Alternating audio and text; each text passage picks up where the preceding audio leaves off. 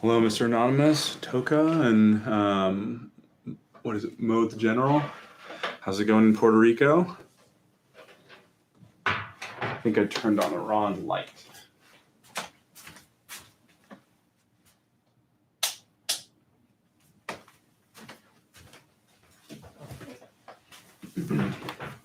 That's slightly better, a little less washed out.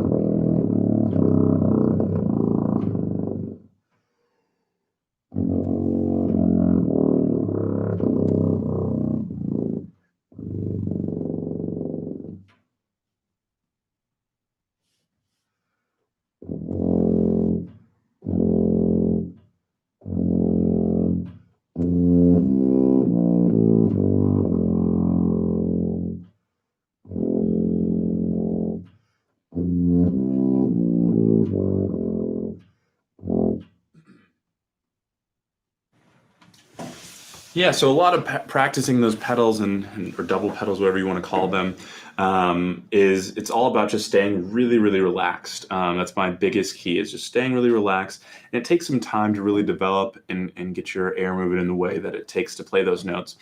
So what I often do is what you just heard is I play those low scales that are descending. I usually go down all the way to like a low F.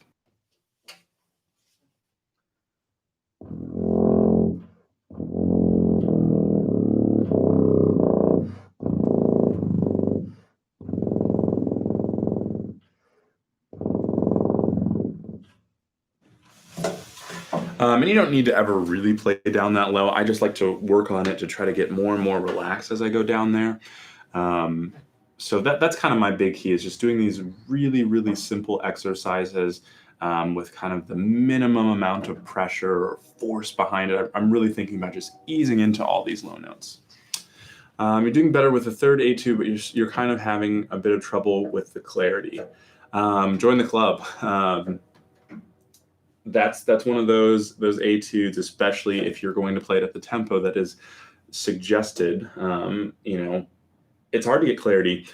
I found it difficult to get clarity, and I still have to work on clarity for that one. I put that video up, and it's mostly pretty clear, but it could still be clearer. I'm not sure that version that I put up is win a job with the Chicago Symphony clear. And so I would still be hoping to get more clarity. And I would say the biggest things that I work on with clarity is slowing it down. Because I think what gets in the way of clarity is coordination issues. If my vowels are slightly late and my tongue's before that, and it's not happening all right when it's supposed to, the clarity almost can't possibly be there. So that's the big thing that I think about is just doing a lot of slow practice. You might think that you can play it up to tempo now, you just need to fix the clarity. And all that means to me is you need to keep playing it slower, keep practicing it slowly. And clarity is, it's a lifelong journey. And I'm not sure that as tuba players, we ever completely win. It's just something that we have to continually work towards. So for me, that it takes a lot of work for clarity, and I'm still working on it. I'd be lying if I said to you that I feel like I've mastered clarity, and I think that most tuba players should agree that they haven't mastered clarity, and they can always get things to be clear. How do I practice at night without the neighbors getting annoyed? That depends on the neighbor. My situation's, it works out pretty well. I have one neighbor who might be able to hear me, but he blasts music pretty loudly often. So we kind of have a good relationship of I don't complain about his music. He doesn't complain about my tuba playing. And I'm not sure if he can really hear it because we actually do live on a relatively busy street that probably muffles some of that. He might hear it. He's never complained. He's never made it seem like it's an issue. I don't get any sort of, um, no vandalism or anything like that. So I think everything's all good. Let's see. What are some good songs for trombone? I'm in jazz band and I want to expand my playing. If that makes sense. So what do you mean by songs for trombone? Do you mean like solo pieces that you could play, or are you talking about like trombone features for a big band? Is that kind of what you're asking? I'm not exactly sure what you're after. No problem, Michael. I just want to say thank you for posting the ATSB etudes. Yeah, no problem. That's what they're there for, to hopefully help people learn those. That's why I wanted to put all those videos together, which took me quite a long time this year. Last year I basically did one all-state video for the state of Texas, and I think this year, I'm not exactly sure the number, is close to 30 between TMEA, ATSSB, the jazz ones, tuba, bass trombone, tenor trombone, euphonium. Got to be a lot of work, but people are watching them. It seems worth it. Trombone solos. That kind of, it's hard. It kind of depends on level. I mean, the easiest way to kind of find trombone solos is listen to trombone solo albums. Find those sorts of albums from professionals, or there are also albums kind of like for developing players. I know tuba has a couple of those. I think trombone has one or two of those sorts of albums from various people. So those sorts of things are really helpful. There are tons of resources to find other solos too. One of the ones that I turn a lot of people to, even if they're not in Texas, is the Texas PML list, because it has pretty much, it can never be everything, but it has most of the things that I would think of for a middle school student, a high school student, and a lot of good options for even a college student. But yeah, it's kind of hard to answer because I don't really know what your playing level is, and there's a lot of different things out there. Or maybe, I guess someone's saying Frank Rossellino and Tommy Dorsey and Bill Watrous. If that's what you meant by trombone solo, sorry if I misunderstood what you meant. But yeah, I mean, if that's what you're kind of looking for, I mean, basically anything J.J. Johnson's ever played. There's a lot of really great Curtis Fuller solos. Those are two that I would probably start with. I think that those are really helpful for kind of learning the vocabulary, and some of their stuff is really, really technical, but a lot of it is relatively digestible for a developed player. How's it going, Morris Jackson? Been on here a few times. So you might try to do some playing, but I'm also always happy to answer questions. Questions are easy because I don't have to generate the content. I'm doing pretty well. Thanks for asking. Yeah, I mean, James Morrison is kind of ridiculous. Especially if you're developing, kind of your jazz language and that sort of thing, I would really be thinking about, kind of what a lot of people call common language, which is kind of like, most of like the 60s, a lot of the jazz stuff that happened around then, your Blue Note records, those sorts of things. And also don't think that you're limited to trombone either. Transcribing someone like Lee Morgan or Hank Mobley, saxophone players can tend to get super notey, but most trumpet players playing their solos down the octave is reasonable. Some things just don't lay well on trombone, and that's going to happen. But yeah, I wouldn't limit yourself to just trombone players. And I think that that's almost a disservice, because trombone players have a trombone in their hand, you have a trombone in your hand. You're going to tend to play some similar, kind of trombone-y things, which may not always be the best thing.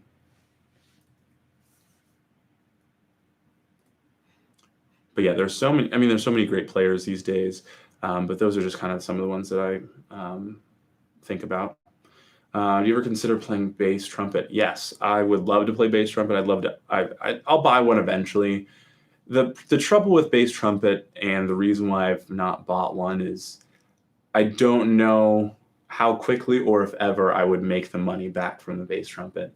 And that's kind of how I think about things when I buy an instrument, is kind of a business term of return on investment, which basically is just, am I going to make money off of this purchase? Because these instruments aren't cheap. And I'm going to spend, $4,000 on a bass trumpet, which is, I would say for a professional bass trumpet, new, that's on the low side even, might be more even like $5 grand. So if I were to do that, I would be hoping that over the course of the next few years, I would be, hopefully making that money back in gigs, which is probably doubtful with specific bass trumpet gigs. And then also there are multiple types of bass trumpet. There's not really a perfect bass trumpet for everything also. A lot of people who play bass trumpet for jazz stuff played like a B flat piston horn. But for most of the orchestral stuff, I'd probably want a C bass trumpet and sometimes even a higher pitched bass trumpet. Use the Schiller bass trumpet. Yeah, I've seen that one. I've thought about it. And I'm sure it serves you well. I don't know. I haven't figured out what the perfect bass trumpet is for me, and maybe one day I will. But I assume I'll get one at some point. It's just it won't directly make its money back. I don't think. I could be wrong. Maybe I buy a bass trumpet and every orchestra in the world flies me out to play bass trumpet on, the like few notes on Rite of Spring, or or maybe I'm playing with every opera orchestra that does Das Rheingold. But more than likely, if I buy a bass trumpet, I'll be sitting at home playing my bass trumpet, having fun. There's nothing wrong with that, but that's not perfect for me. Hi Brian, what would I consider my main instrument? What was your first instrument, and what's your favorite non-low brass instrument? Some good questions in there. So the main instrument, I always answer it the same way because it's what I believe, and I would say that my main instrument is the one in my hands. And that's not saying that my main instrument's tuba, it's the instrument that is in my hands. So when I'm playing tuba is my main instrument. When I'm playing bass trombone is my main instrument. When I play euphonium is my main instrument. So that's a little bit about how I kind of think about things. And you could, even if you kind of dig deeper, you could answer that a couple of different ways. I have more college degrees on tuba than I do on trombone. But I make significantly more money playing trombone than I do tuba. So those are two kind of key metrics, I would say. Some people know me and they would say Zach is a trombone player. That is what he does. Some people will say Zach is a tuba player. That's what he does. Most people at this point know that I play multiple, but a lot of people really, a lot of people really know me for one thing. I play jazz gigs with certain people, or pop stuff, and they know me as a trombone player because I'm never playing tuba on a pop gig. Not that could never happen, but for the most part I'm playing trombone. So that kind of answers your first question. What was my first instrument? So my first instrument was piano, but I assume you're kind of asking my first brass instrument. And I played baritone first, and then I switched to tuba, and then I added trombone later. So now I kind of do all of them. So and then what's my favorite non-low brass instrument? To play, or to, if I could play it well. I really like the bass clarinet, but I can't play bass clarinet to save my life. But my favorite instrument to play that's not a brass instrument is probably going to be piano. I have a 88 key keyboard underneath my desk that's almost always sitting there and often on. I can just play ideas and things. Who would win, bass trumpet or flugabone? Depends on the situation. I'm still a little bit more partial to bass trumpet, but how's it going, Breadstick Fanatic? Let's see here. Is Michael still there? If Michael's still there, I'll play that etude that he was talking about.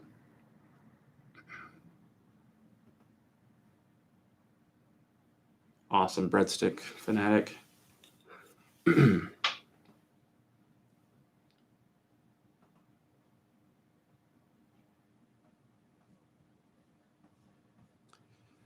But yeah, keep the questions coming. Let's see. You got an English project. Yeah, I'm glad that those days are behind me. In college, when I was an undergrad, that was the last time that I took an English course. And I remember I had the best way for it to fit in my schedule was taking this night course. So it was just like, I think it was once a week, but it was like 3 hours or something. And it was just it was a chore, but I got it finished. How's it going, Zach? Welcome back to the stream. Or not? You haven't. This is your first time commenting on this stream, but you've been on many streams, I should say. Let's see. How's it going, Gordon Plays?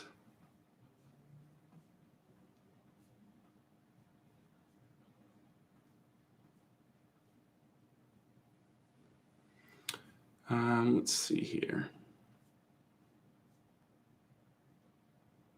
I'm just going to sight read an etude that I'm pretty sure I've never seen before or played at any capacity.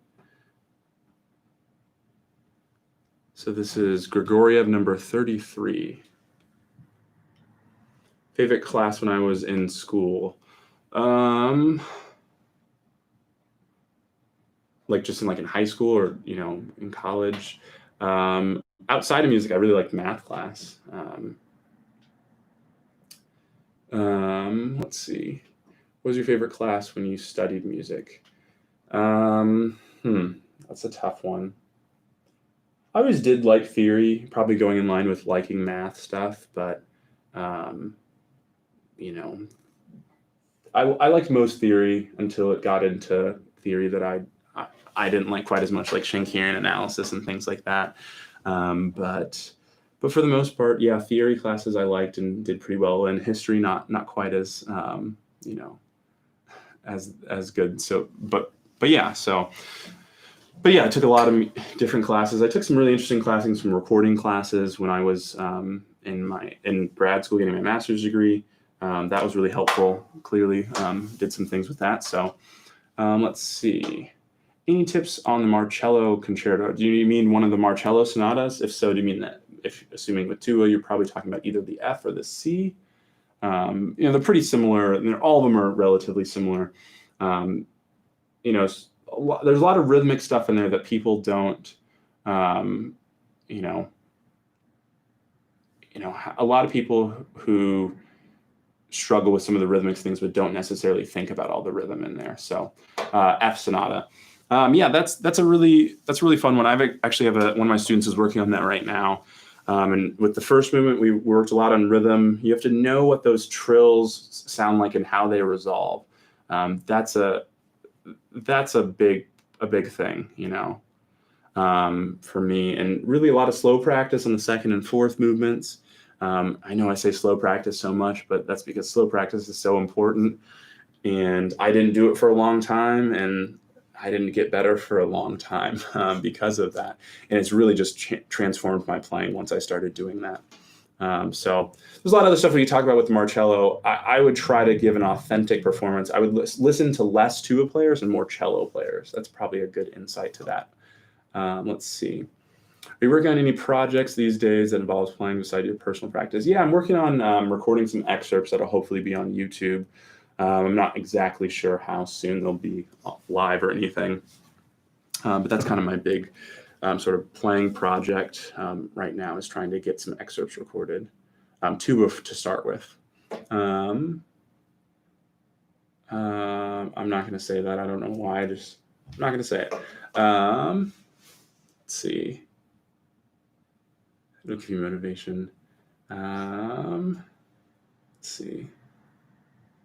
You like to try an F and C tuba. What would you recommend for everyday use? So basically, I actually had this conversation with one of my friends his cousin plays tuba. My friend is a trombone player and his cousin is a tuba player, and he was asking me. So basically, the short answer of what we do in America, is play C tuba, and then you add F tuba later. That's kind of the general trend. Like your typical kind of trajectory with keys of tuba is you play B flat tuba until you buy your own, which is probably, college for most people. And then they switch to C tuba right at the beginning of college. And then later on, if they're really serious about performing, especially like playing in an orchestra, playing a lot of solos, playing chamber music, they choose to get a bass tuba. So it's either an F or an E flat. And in the United States, the F is far more common than the E flat. although E flat I would say is growing. So the short answer is you probably want a C tuba, but it's such a tricky question to really answer that, and that's definitely the old way of thinking, especially in this country, is like C tuba first. That's the only thing that you really need, and I tend to agree with it for the most part. But as you develop, someone everyday use, a tuba for everyday use might be an E flat because that's in the middle between those two. So there are lots of different ways to answer that. But I would say like a 4/4 C is kind of my first recommendation. If you're already a pretty strong player, I might suggest a 5/4 C, and then getting an F tuba down the line. But if you're a strong enough player, you can do anything with either tuba. That is true. But I would say that no one is so great that it doesn't help to have both at some point. So yeah. So what tuba has a lower range, B flat or C? So that's it's a good question. At the end of the day, it doesn't matter, and it's really a technical limitation. So technically, I'll play down to where I kind of think that where I think that you can kind of stop discerning pitch. So which to me is around like a pedal F.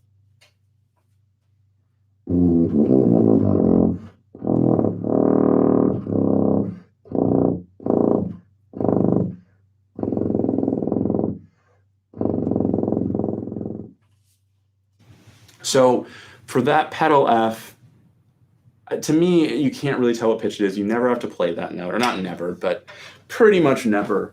B flat or pedal C are generally the end, unless it's some piece that says something like lowest note possible, something like that. It's not.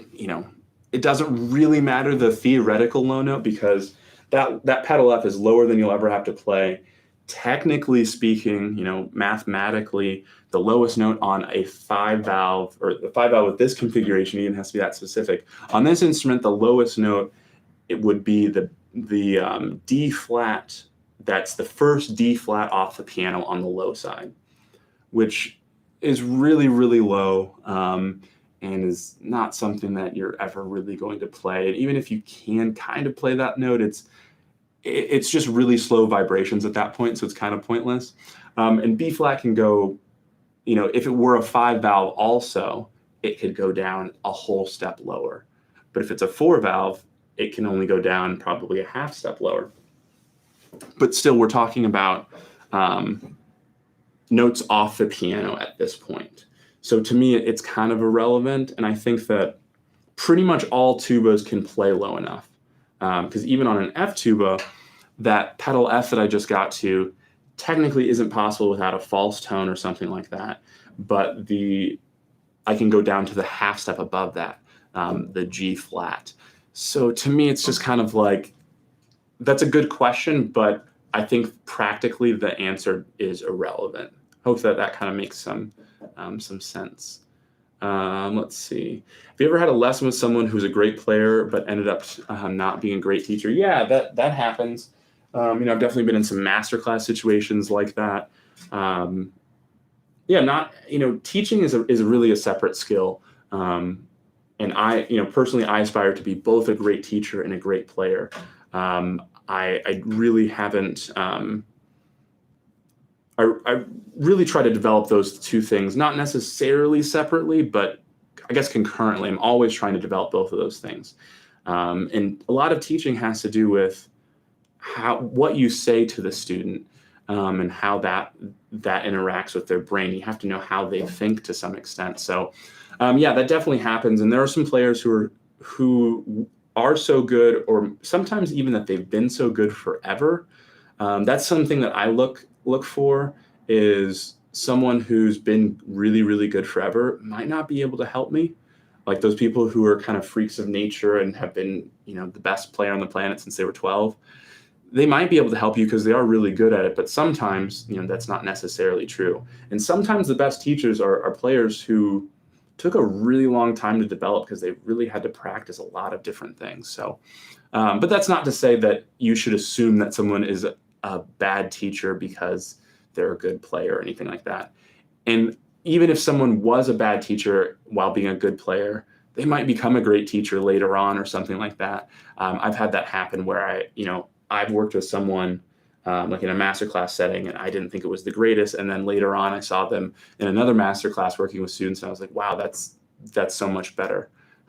So yeah, they're both skills to develop, and they are related, but they're not the same. Thoughts on De'Mondre Thurman? De'Mondre Thurman's one of my favorite Euphonium players.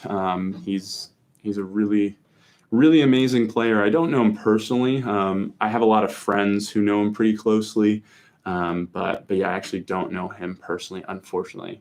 But yeah, I mean, everything I've ever heard come out of his bell sounds great. You have an old Besson B-flat tuba and your mouthpiece doesn't fit. Do I buy a mouthpiece with a small shank or European shank? Because I don't know what shank it really has and can't find information.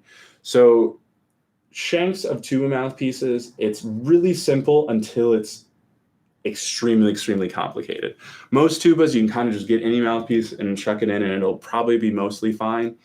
Those old Bessons are a little bit tricky, and I haven't played too many of those old Bessons, but what I would suggest is trying one of the mouthpieces from Dennis Wick, not just because I'm a Dennis Wick artist, but because Dennis Wick exclusively does make those sort of mouthpieces for, I believe they design them for Bessons because, they're a British company. Besson, at least originally, was a British company. So that's actually what my F tuba has. It has a very small receiver. And if I try to put in my C tuba mouthpiece, if I take this out,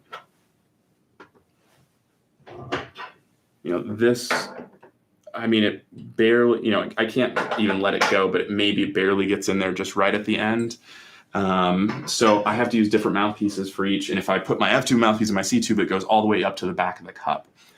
So it's, it's an unfortunate thing. So what I would try is one of the mouthpieces from Dennis Wick, because they're, other than some of the component mouthpieces, to me, I think that they're one of the only ones who make those super small receivers. So what Dennis Wick does is they leave off the L. So they really only have 5 mouthpieces that fit. They have the 1, 2, 3, 4, and 5. So this is a 2. And I always, if you're watching these live streams, you will almost always hear me say that I play a 2L. And that is technically inaccurate, but it's helpful to get people to buy the right mouthpieces. If I say I play a 2, and then someone's like, great, I'll play the same mouthpiece, and then I get a 2 and it doesn't fit. So I always say a 2L, but in fact, I actually play a 2, which the only difference is the shank size. So that's what I would try. I'm not the most knowledgeable, but my understanding is that there are technically 5 different tuba shank sizes, but you mostly only see really 2 of them that are relatively similar. But if you wanted to be really sure, I might even reach out to someone who makes component mouthpieces. I'm sure Michael Parker would know of Parker Mouthpieces. They make component mouthpieces, and I don't know that they have that stuff online, but he's a really nice person. I'm sure if you emailed him or messaged him on social media or something, I bet he'd get back to you and know all the necessary information that I think I can tell you, but I bet he could say, yep, we have this, do you want to try it out? Or, this is how much it is or whatever. So that's what I'd probably do, is reach out to one of those people, or maybe just try the Dennis Wick without the L. Let's see.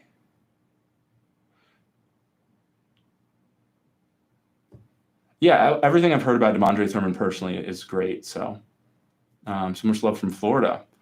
Awesome. I haven't been to Florida in many years. Yeah, Dennis Wicks are great. I play tuba. I'm practicing the Timea euphonium and trombone etudes on my tuba. I'm eventually going to play the trumpet etudes too.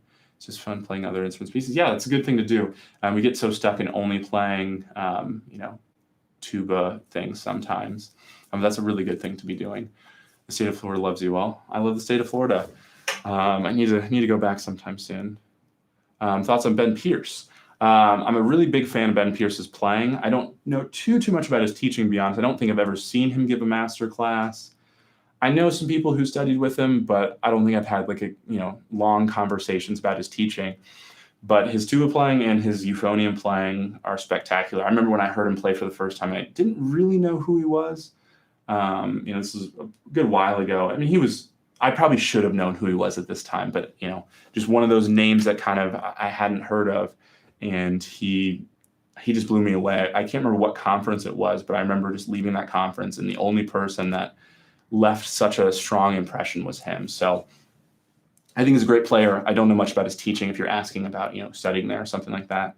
But I would assume that it's good. I just don't know that for sure. Thoughts on Michael Sweeney? I'm not sure who that is. Maybe I should know who that is. Can't know everybody. Is there any way where I can find information about my tuba? I went to Besson's website and they don't have information on my tuba. Yeah, some of that stuff can be tricky. Especially with some of those old instruments, you almost need someone who's kind of a historian. I am by no means a Besson historian. You might be able to find something on like TubeNet or something like that, which maybe is accurate, maybe it isn't accurate. But yeah, that you might be able to also email Besson, which is under the Buffet Crampon umbrella, or Buffet Music Group, I think is what they call themselves. So they might know and they might get back to you. I'm not sure. But yeah, some of that stuff can be really tricky. There's someone who knows, and you might even be able to post somewhere like on a Facebook group or something like that. But yeah, some of that stuff with instruments can be really tricky to find out more information. Let's see. When you half valve on tuba or any valve brass, is the harmonic series or you move around freely? Or does that take practice? It's kind of just no man's land. That's kind of how I think about it. If I play, if I put all 5 valves half valve, mute please. For some reason I have to move the mouse around sometimes to tap. There we go.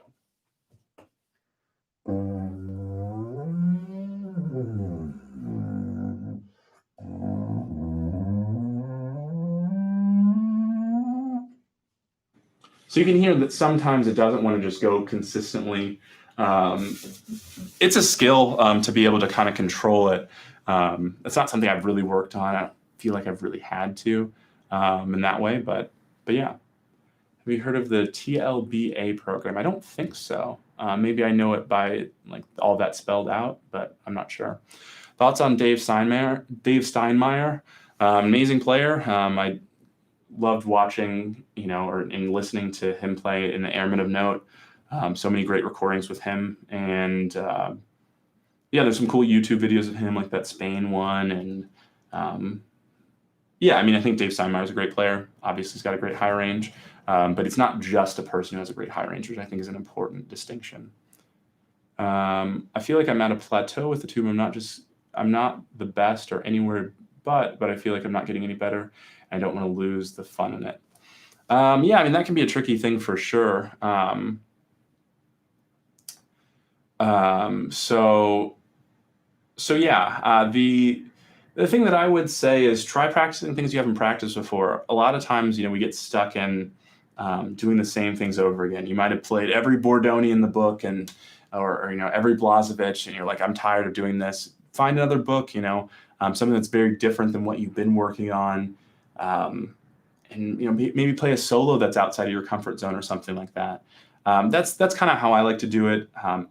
I've always been pretty good about finding the things that I'm bad at and getting obsessed with them and trying to not be bad at them anymore. Some people don't really work that way and they just do the things that they're good at over and over again. The Texas Low Brass Academy. Yeah, I know some of the people who run that camp. I haven't I haven't gone to it or I'm not affiliated with it, but I'm reasonably good friends with some of the people who are involved, and they're all good players, good teachers. So if you're thinking about going or being involved in some way, I would encourage it. Even as a professional musician, do you still take lessons with other pros? Do other pros ever take lessons from you? So, I mean, I definitely consider myself to be a professional musician because I pay my bills, as such. Um, but yeah, I still take lessons from people that I think can teach me things.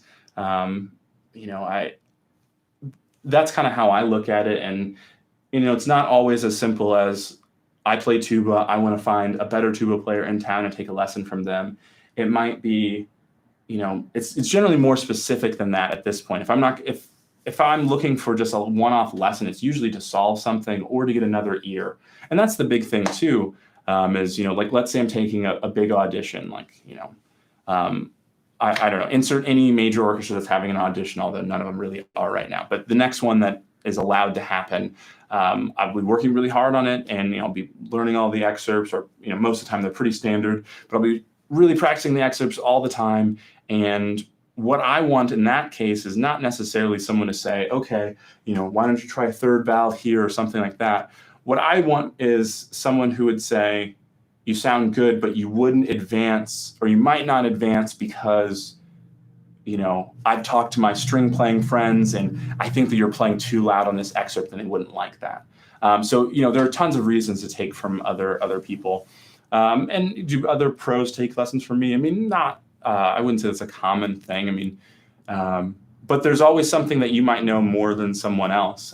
So that's, a lot of the people that I teach are college age and younger. But occasionally I have a friend who might even be better than me at one thing, but sometimes they need to know something about maybe recording, and they take a lesson about that. Or they might be a trombone player and they're like, yeah, I'm trying to get into playing some tuba. What do I need to do? So those are sorts of things that can happen, but it's not like I'm giving lessons to people in like the Dallas Symphony or something like that, or any other major orchestra. That's not really happening, nor probably should it. What CC tubas do you recommend? I was looking at some Wessex tubas. I don't know if they're worth the money. That's always a tricky thing. There are so many instruments on the market these days. In general, I like to sift through the used market. Both of these tubas are used. I mean, I didn't strip the lacquer. This instrument's from 1972. Sometimes I get asked my age, and I never really reveal it on here. But I can tell you that this instrument is older than I am. I'll at least give that information, which you could probably guess that. So this instrument's from 1972. It's seen some things. There's some damage there. It wasn't perfect when I got it. It has these really old clock springs. That wasn't great. But it's worked out pretty well. And it's a good instrument, and it didn't cost me an arm and leg. This cost me $4,000, which is pretty cheap. I know you were asking about C tubas, but just giving an example. And with my C tuba, I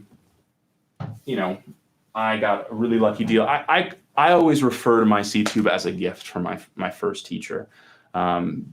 And I don't always even like to say how much I paid for it because it doesn't really seem fair. But I think he gave me a gift, but he did charge some money for the instrument. And he was also an insurance agent, and didn't totally need the money, and really liked me. So I got a really good deal on my C tuba. But I really look at used stuff. I think that's really important. It depends on what you're going to do. And kind of your development too. So one of the things that I think about is, as a general thing, is what size to get. Should you get a 4/4, a 5/4, or a 6/4? And my recommendations for most like performance majors is probably to get a 5/4. But maybe if you're still pretty developing, even if you are a performance major or something like that, or planning to be a performance major, maybe a 4/4 might be better. 6/4 is fine, but honestly, I have a 6/4 tuba, and I know it's hypocritical to say don't get a 6/4 tuba because you don't need it, but I don't need it most of the times that I play the instrument. Occasionally I do when I play it in a large orchestra. It's very helpful. But yeah, there are tons of good brands. Again, I would go used, something like a Miraphone 186, and I would always go with a 5-valve. You can get a 4-valve, but I would get a 5-valve. I just think you're creating problems by getting a 4 valve most of the time. I have friends who do it, and you wouldn't even notice, but there are certain hassles with 4 valve tuba, and I just assume that everyone should get a 5 valve. But yeah, it really depends on the money situation too. So if you have like a budget in mind, I can probably help a little bit better. What's my favorite Pet Band song? I don't know. My experience in Pet Band, like in high school, was I wasn't in Pet Band, and the only time that I played in the Pet Band was when the girls basketball team went to state, and if I went on that trip, I got out of a math test, and that's what I did that day. So Coproj 24, maybe I'll pull that up. We got a few more comments and questions.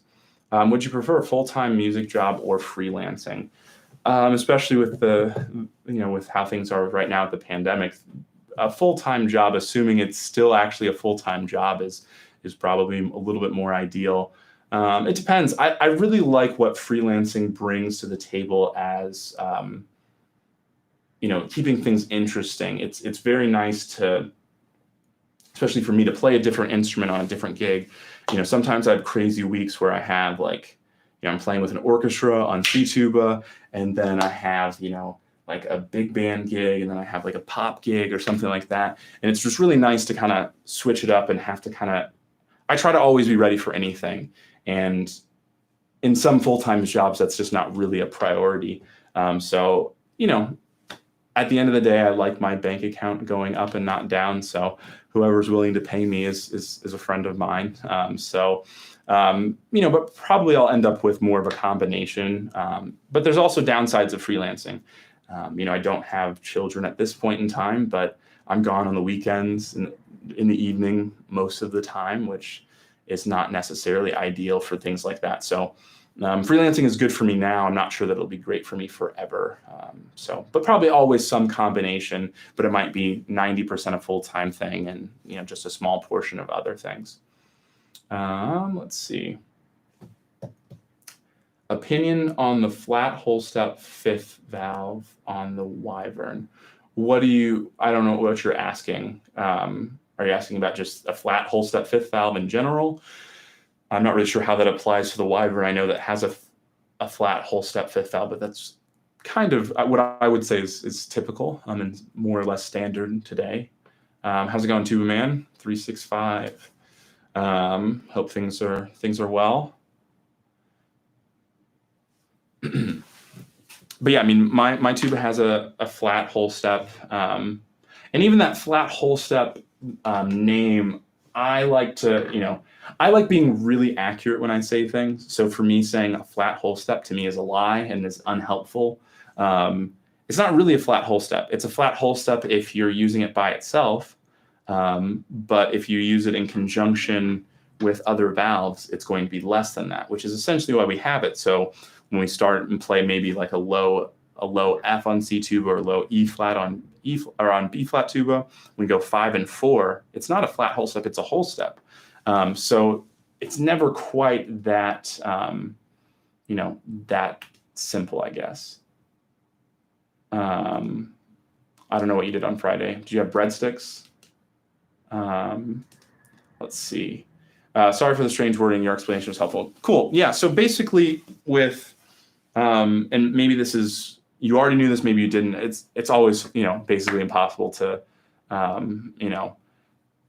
know what you know, and what is not helpful information or what is too much or whatever. Because just by seeing your name, I can't tell you much about you. So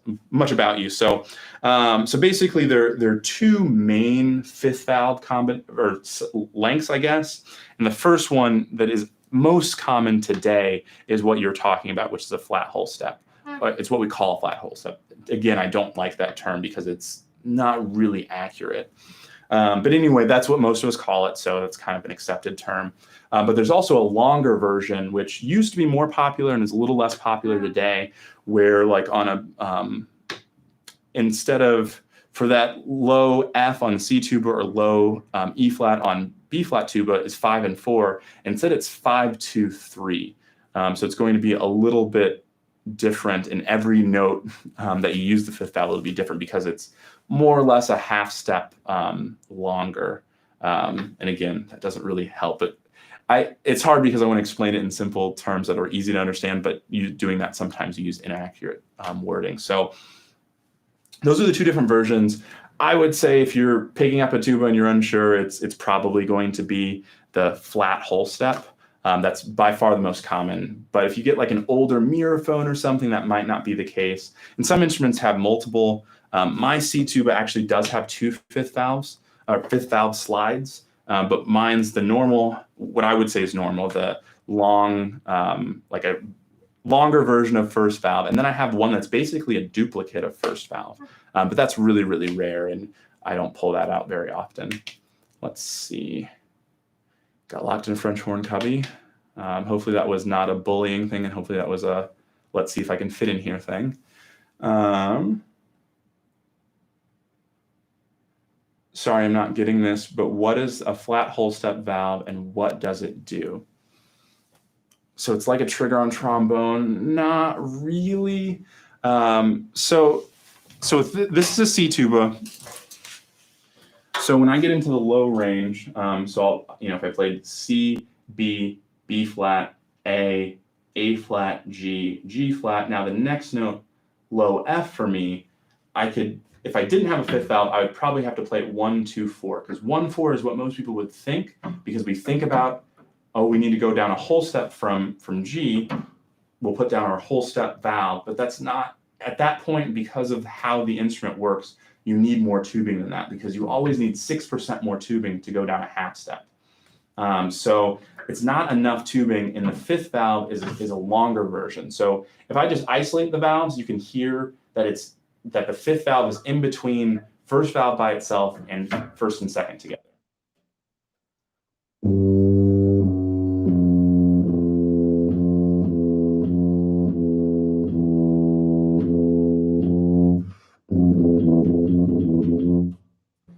So, but that's not really how we use it. There are definitely times where you're playing a contemporary piece and you have to play quarter tones, and that might come into play.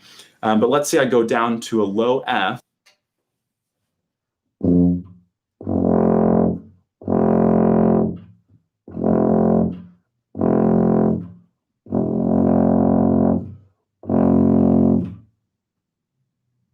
Hopefully the way that I'm using the valves, you can kind of see what I'm doing. I'm trying to make it clear because I know it's probably a little hard to see. But basically, if I do 1 and 4, it's sharp. 5 and 4 makes it in tune. I mean, obviously, it's not quite that simple, but it should probably be in tune. So that's why we call it a flat whole step, because on its own, it's a flat whole step. But it's really mostly for the low range to help as just mathematically you get sharper as you add valves. So we need to use that longer tube to, and then also it's helpful because you double your options, and a 5 valve tuba has 32 unique fingerings, which can be helpful in certain scenarios. And you can play one more note that is kind of difficult on a 4 valve instrument. So hopefully that explains it. If you have more questions, definitely let me know.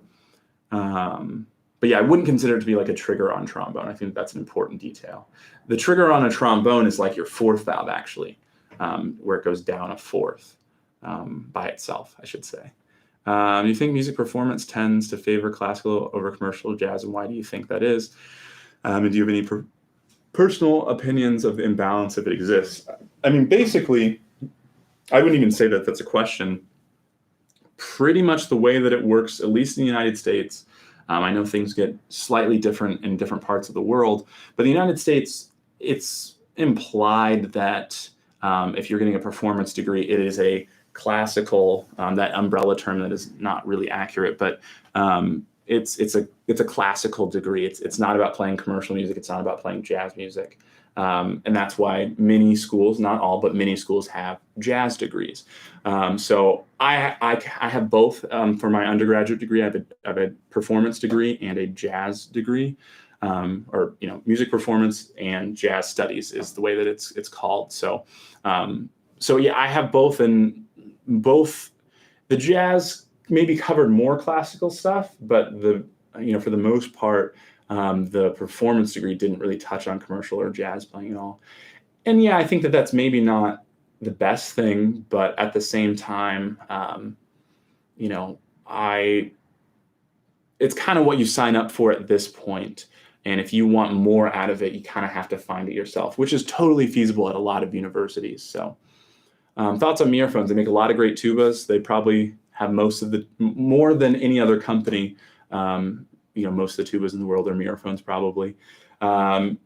Just like with any company, there are models that I like and models that I wouldn't really want to play.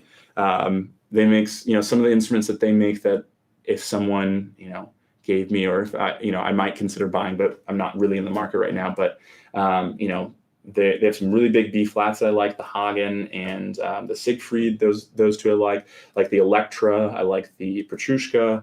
I like the whatever the smaller Oystein one is. I think that's the Norwegian Star. I always get them confused.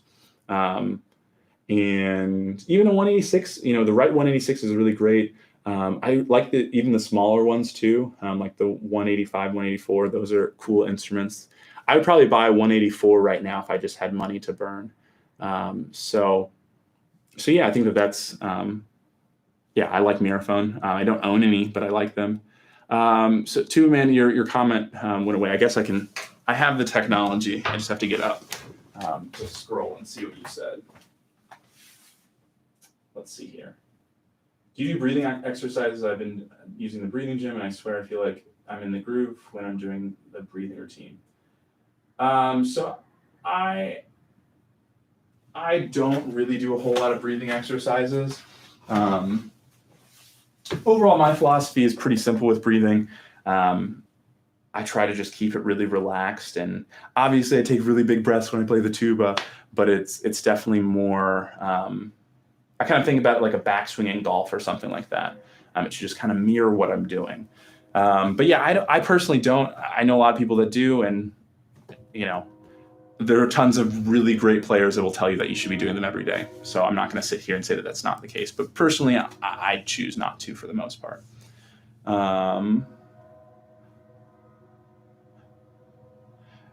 Yeah, there are a few different ways to kind of deal with bullies, but we won't get into that on this thing.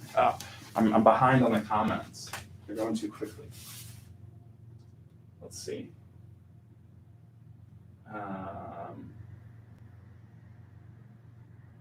Yeah, I'll let you guys handle the bullying situation on your own. So it's a tuning valve, and Howard, is that about the fifth valve situation, that it's a tuning valve? I tune it to, so I put 5 and 4 together and play low F and try to get that to be in tune. That's mostly what I do. But sometimes just, the fifth valve, sometimes it's just helpful to pull it out a good bit, and it kind of makes things easier, even if it's technically in tune.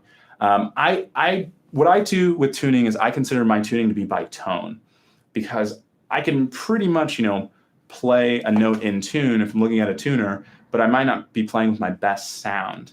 And I think that that's, an important thing to be doing. So basically the way I'm thinking about it is the tuba has to be set up for me to play in tune and with my best sound. If the slides aren't in the right spot, I can play in tune, but I'll have to have a tone sacrifice probably, or if the tuba's slides aren't the right spots, I might not be playing in tune. Those are the two kind of options. Thoughts on Lincolnshire Posy? It's a great piece. I maybe wish I hadn't played it quite so many times in my studies over the years. I like the tuba excerpt. That's kind of fun to play. That's often asked on military band auditions.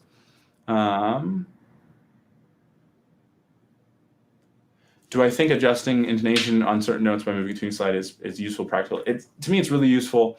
I fought it for a long time, and you don't have to do it, but kind of just what I was talking about before. If the slides aren't in the right spots, most likely you're either not playing in tune, or if you are playing in tune, that note probably doesn't have your best tone quality. So that's the big thing that I think about. Yeah, and Chris Olka definitely pulls slides, but most tuba players do. And I can play without them, and you probably would not hear it and say that sounds terrible. But also, if the slides are in the right spot, you might miss the note because the target's not quite in the right spot either. So I think it's an important part of being a tuba player. But there are also tubas, if you play like tubas that have valves up top, top action valves, you can't really pull slides. So there's an argument that it's not necessary because some tubas you can't even do it. But let's see, 186 tuba slap. Yeah, there are lots of really good 186s out there. How often do you explore / experiment with new equipment like mouthpieces, instruments? How often do you change up my stable? So I could definitely talk about this forever. But essentially, I go in phases. My friends and I always refer, and this is not unique to us, we always talk about going on mouthpiece safaris. And sometimes the mouthpiece safari just never ends. And I can show you, sometime I can show all my mouthpieces and go through all of them and when I played them, if I ever really played them. I tend, changing up the stable, I don't sell horns or mouthpieces very often. I have, and I always regret it. So I try to keep everything because I'm a hoarder, but I'm not actually a hoarder. But I don't like to sell mouthpieces because they're just, you might need it for something. That's kind of how I think about it. In instruments, I never want to not be able to make that sound again. Basically the only instrument that I've sold that I regret, one of my best friends has. So I've told him that you can't sell it to anybody else. You have to sell it to me. So for me, this is the only bass trombone I've had that I've owned, and it's the only one that I really play. So that's, I don't change things up too much. For a while I bought horns somewhat regularly, but they cost money. So I'm not necessarily buying a new horn all the time, but especially with mouthpieces, I think to really know a mouthpiece, it takes probably like 2 years. So changing it before that is, unless it just really feels bad, or you're really struggling with it, I think you might just not know it. So that's something to kind of think about. So as a high school trombonist who wants to make a living by freelancing, would it be good to master in performance and jazz? Yeah, I mean, the way that I look at it personally is the more skills that you have, the more hireable you are. The counter argument to that, what someone would argue with me would say that if you're spread so thin, you couldn't ever actually be good at something. It's the jack of all trades, master of none, which is something that definitely can be a thing, but it also cannot be a thing because all of these things are kind of related. So I have lots of friends who freelance and they only do kind of jazz things and occasionally play a more classical gig and they're fine with it. My thinking is I'm happy to get whatever gig I can, and I'm just a musician. I don't think of myself as being a jazz musician or a pop musician or a classical musician. I play the instruments I play, and I'll play whatever music I can, especially if it pays. So hopefully we got the questions answered about the fifth valve. I probably should do a really thorough video about it, but those sorts of things are so tricky because I want to do them in a specific way. But to do them to be most helpful, you have to go simple. But I always want to go really deep with things, but then it gets kind of boring. So there's a whole lot of things. So good luck with that English project. Let's see. Your first name's Adam, by the way. Yeah, actually, I was in your last name. Or maybe I shouldn't even say it because you probably don't want it just on the internet. But I think you've come up on Facebook before or something. That I believe I'm aware of who you are. But let's see. Your middle name is SquarePants. That's good. Mr. Marley, what the name of the chemical to clean and get rid of black stuff on the mouthpieces? So here's what I'll say about that. Mouthpieces need to be cleaned. They don't need to be polished. They need to be thoroughly cleaned, which warm water and soap some sort of way to clean inside of the shank, like a mouthpiece brush. That goes a long way. The black stuff, it's what happens to all silver. If you have silver jewelry, eventually it will tarnish. And the reason why I don't get rid of the tarnish, like if you look at this mouthpiece, I've cleaned this mouthpiece several very frequently, it's pretty tarnished on the silver portion. And I have no intention of polishing this unless I'm going to sell it, because I know it'll sell better if it's polished. But at the end of the day, if you polish something, you're removing a layer of the plating. So if I polish this every day, eventually I won't have silver plating on it. And so to me, I'm only going to polish it for looks, which the only time that looks matter to me is if I'm trying to sell it, because that might help me sell it. So for me, I don't polish my mouthpieces, I clean them, but polishing them, it's really a superficial thing just to make them shiny, in my opinion. I'm sure there's someone who disagrees.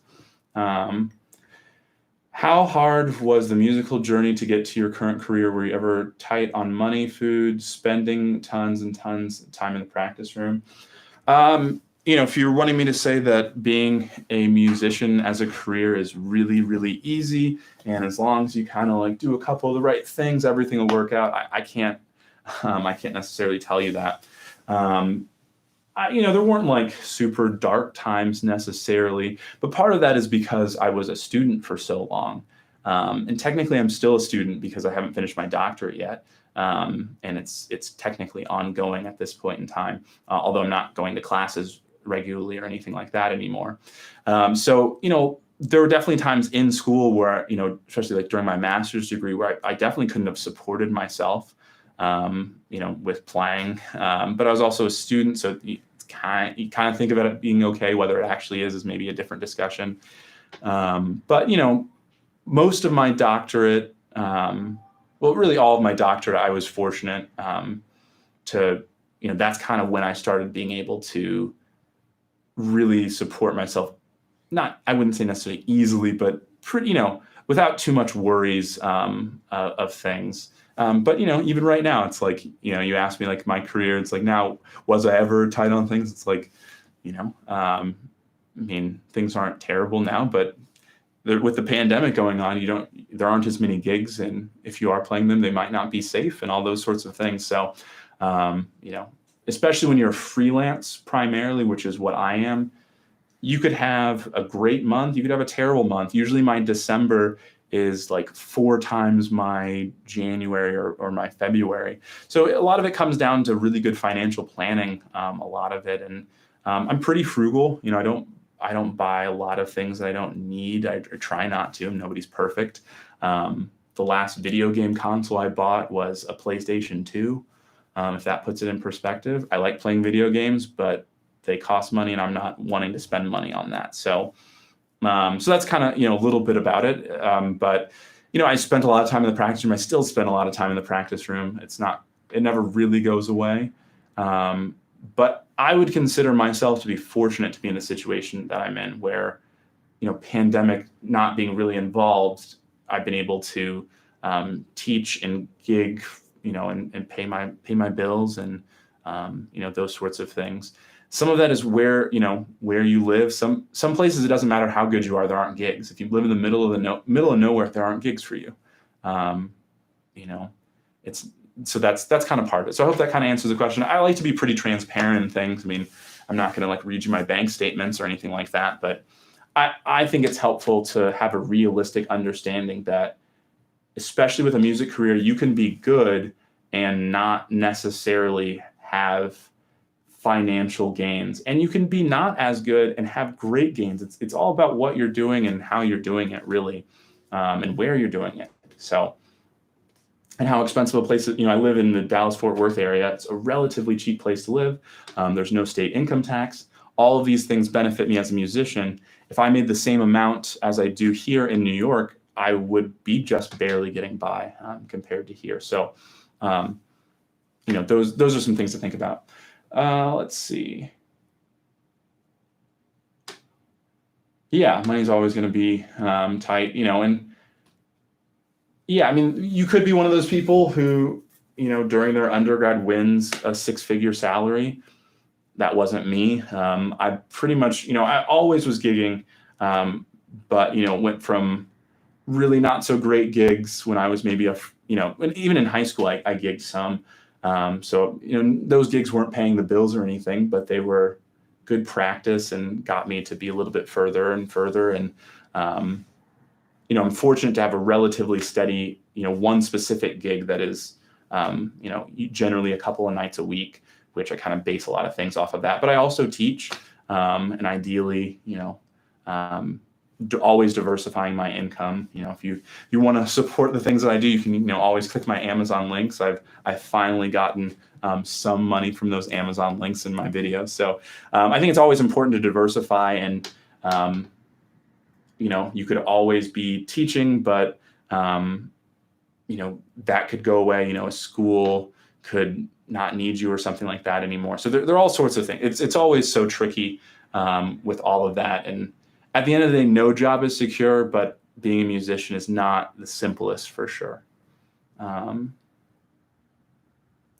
What all would I actually be studying with a jazz studies major? And what is a music performance degree is necessarily better for making a living off of?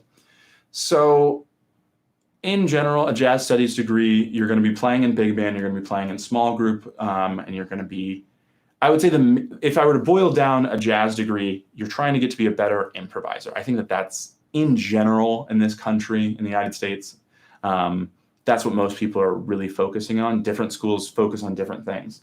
There are some schools who don't care anything about big band. There are some that big band's a main focus. So I would say that most schools have kind of a desire to get you to be a better improviser, but a lot of jazz studies majors go on to do other things than just play jazz. A lot of pop musicians got jazz degrees. I think you want to get to be a better improviser, and you also want to, work on your ears and be able to play what you hear and know what you're hearing and all those sorts of things. But at most schools, you're going to have to do the common things, math, reading, or English class, all those sorts of things, science, that you have to do everywhere unless it's a conservatory. And then there's most schools have music core classes where everyone's taking the same theory, everyone's taking all these sorts of things. So I got a jazz studies degree and a music performance degree. And part of why that worked was there was a lot of overlap. So it's not just like they're totally different things. I had to take jazz theory that I didn't in my performance degree, but then I had to take a, higher level counterpoint class or form analysis class, things like that. For the performance degree on the theory side, there are different history requirements, different ensembles that you're playing in, all of those sorts of things. But by and large, I think at most schools, the classes that you're in are pretty similar. There obviously are some difference, but a lot of it is kind of that way. And making a living it's a tricky question for sure. At the end of the day, to make a living, you have to be good at something, and someone has to be willing to pay you to do that. So it's really easy to look at, orchestral jobs or playing in a military band, or the more teaching jobs that are on the classical side, that those sorts of things, there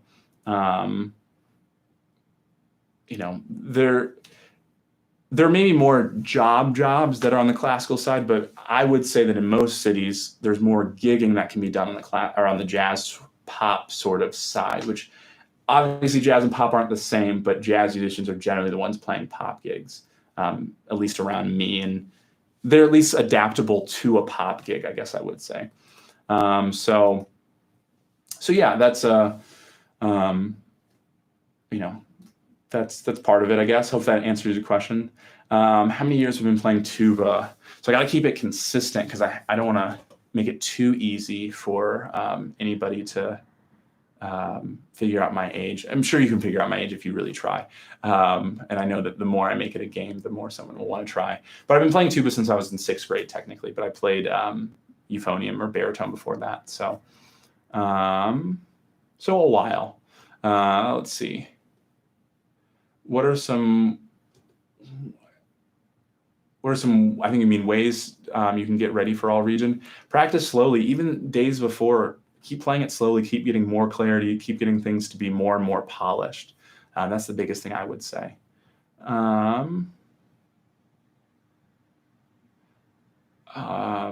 Let's see, I'll let you guys talk about some things.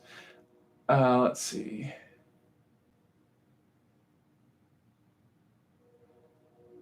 You're all taking care of things. So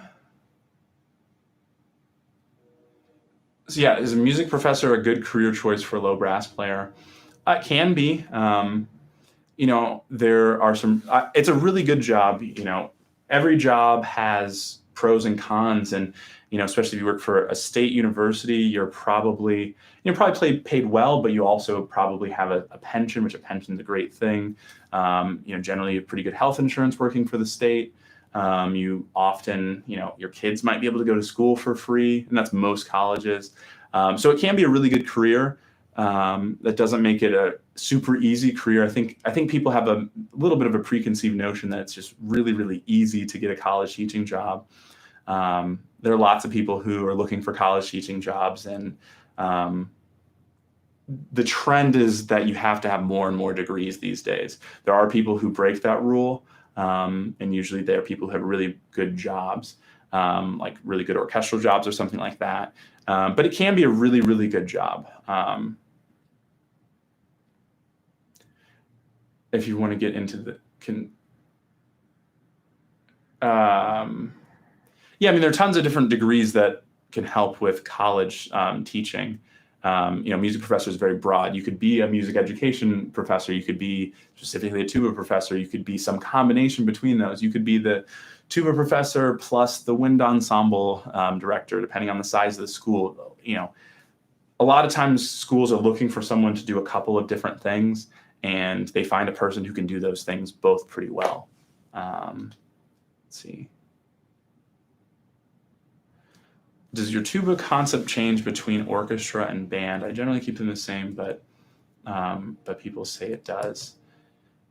Yeah, I guess I would say it changes a little bit. For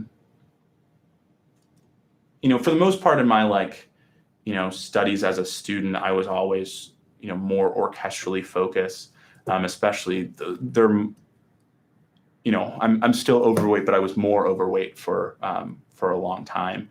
And I wasn't eligible for a military band because of that. So to me, a military band was off the table. Now it's actually kind of back on the table as an option. So I was always focused in school. I was focused on playing an orchestra. So I maybe didn't totally care what the sound difference was, because I was just concerned with the orchestral sound. But I would say it's, generally speaking, if I had to just kind of generalize it, I would say it's maybe a little bit more direct, and more orchestral stuff to me is more about being broad. But each piece, each orchestra, the person sitting next to you, all these things are cause for different sort of things. And bands, that's a very vague thing. When I was at Northwestern, we were almost always one on a part, so it's generally two tuba players or sometimes even one. And then when I was at North Texas, depending on what group I was in, it was 3 or sometimes 4 or more. And so that totally changes it, being one of many versus one of few.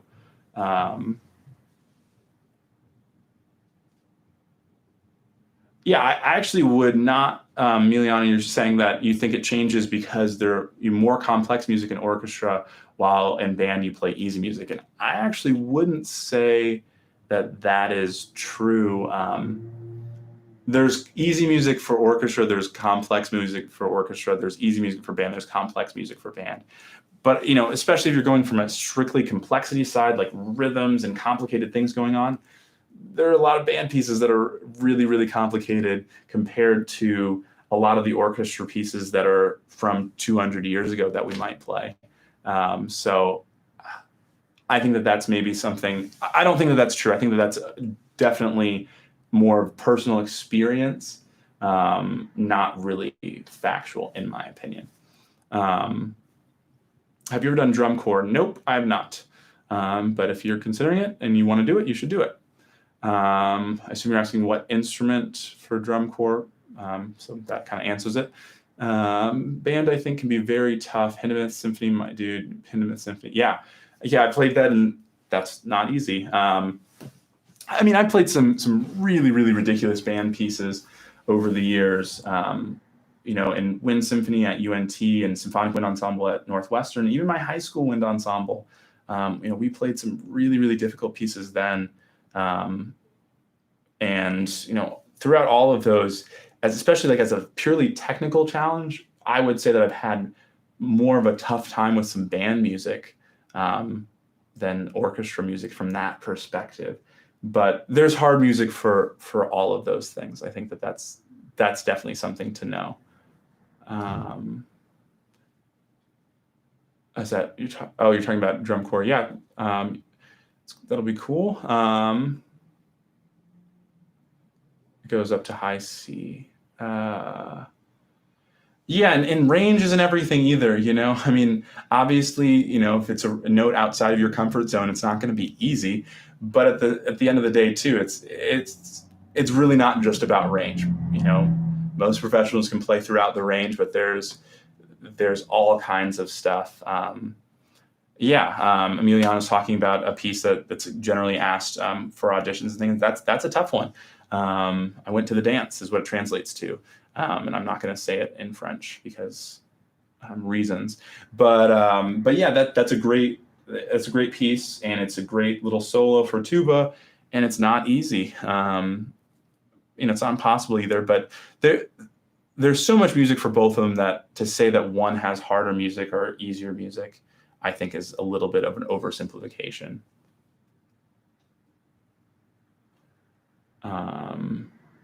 Drum corps is really tough physically since dynamics and volume and marching is challenging. Yeah, I don't know too much about. I mean, obviously I know some things about drum corps, but again, I never did it, so I can't necessarily speak on it.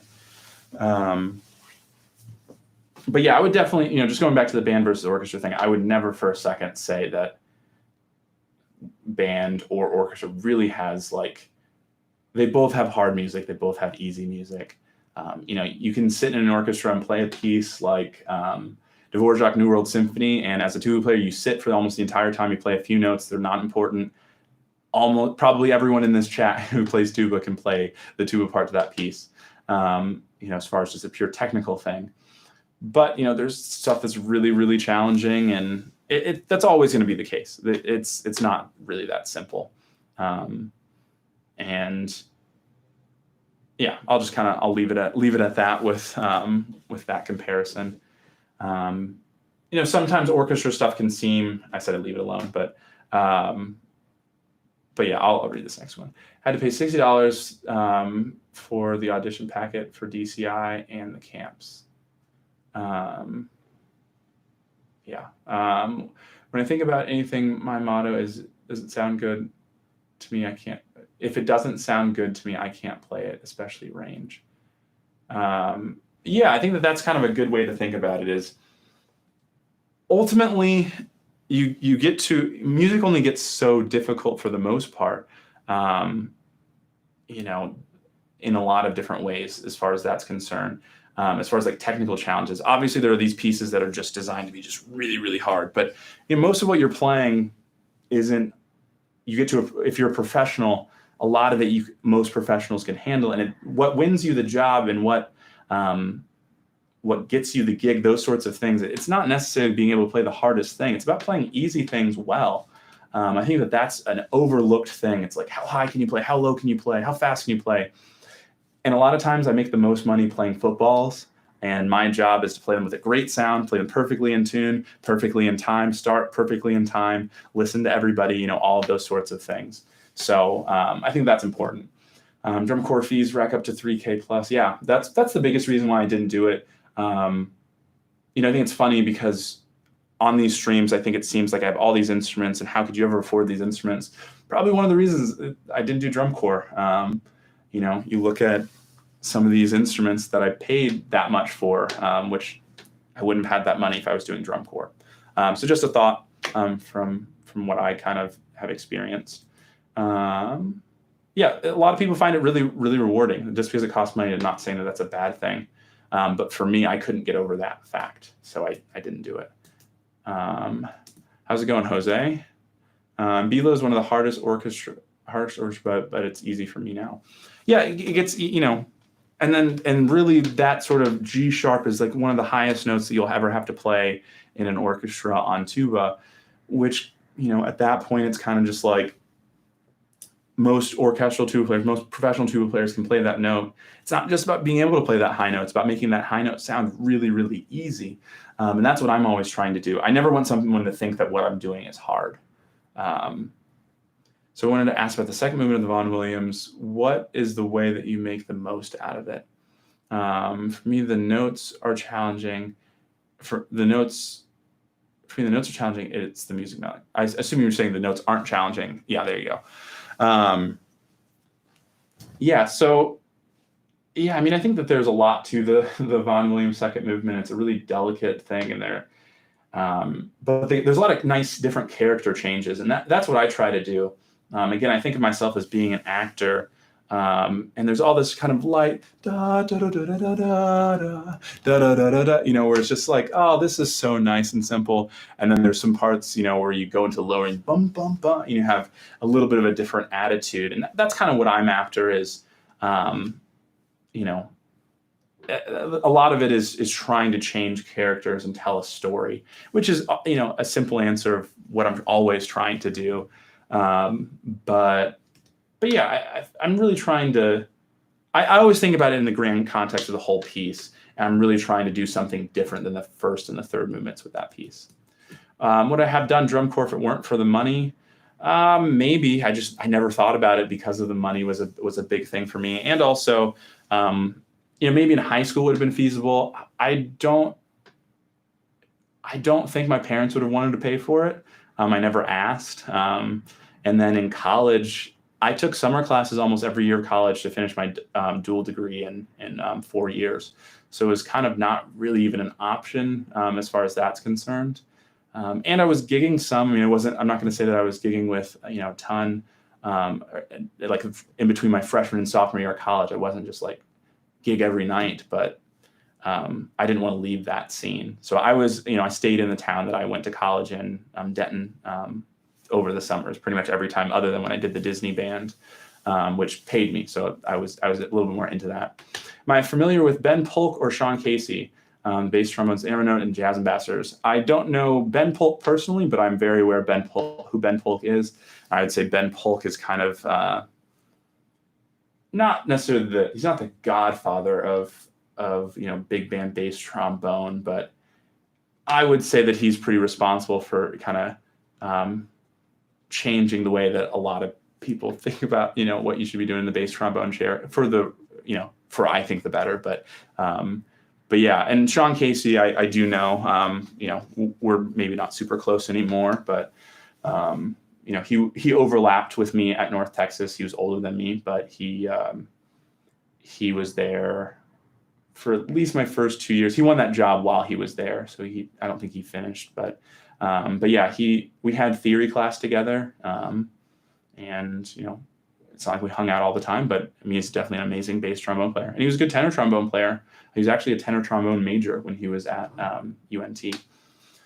Second movement of Vaughan Williams is the best and most beautiful song ever. Yeah, it's a really nice, beautiful movement. You guys should do the Tennessee Etudes.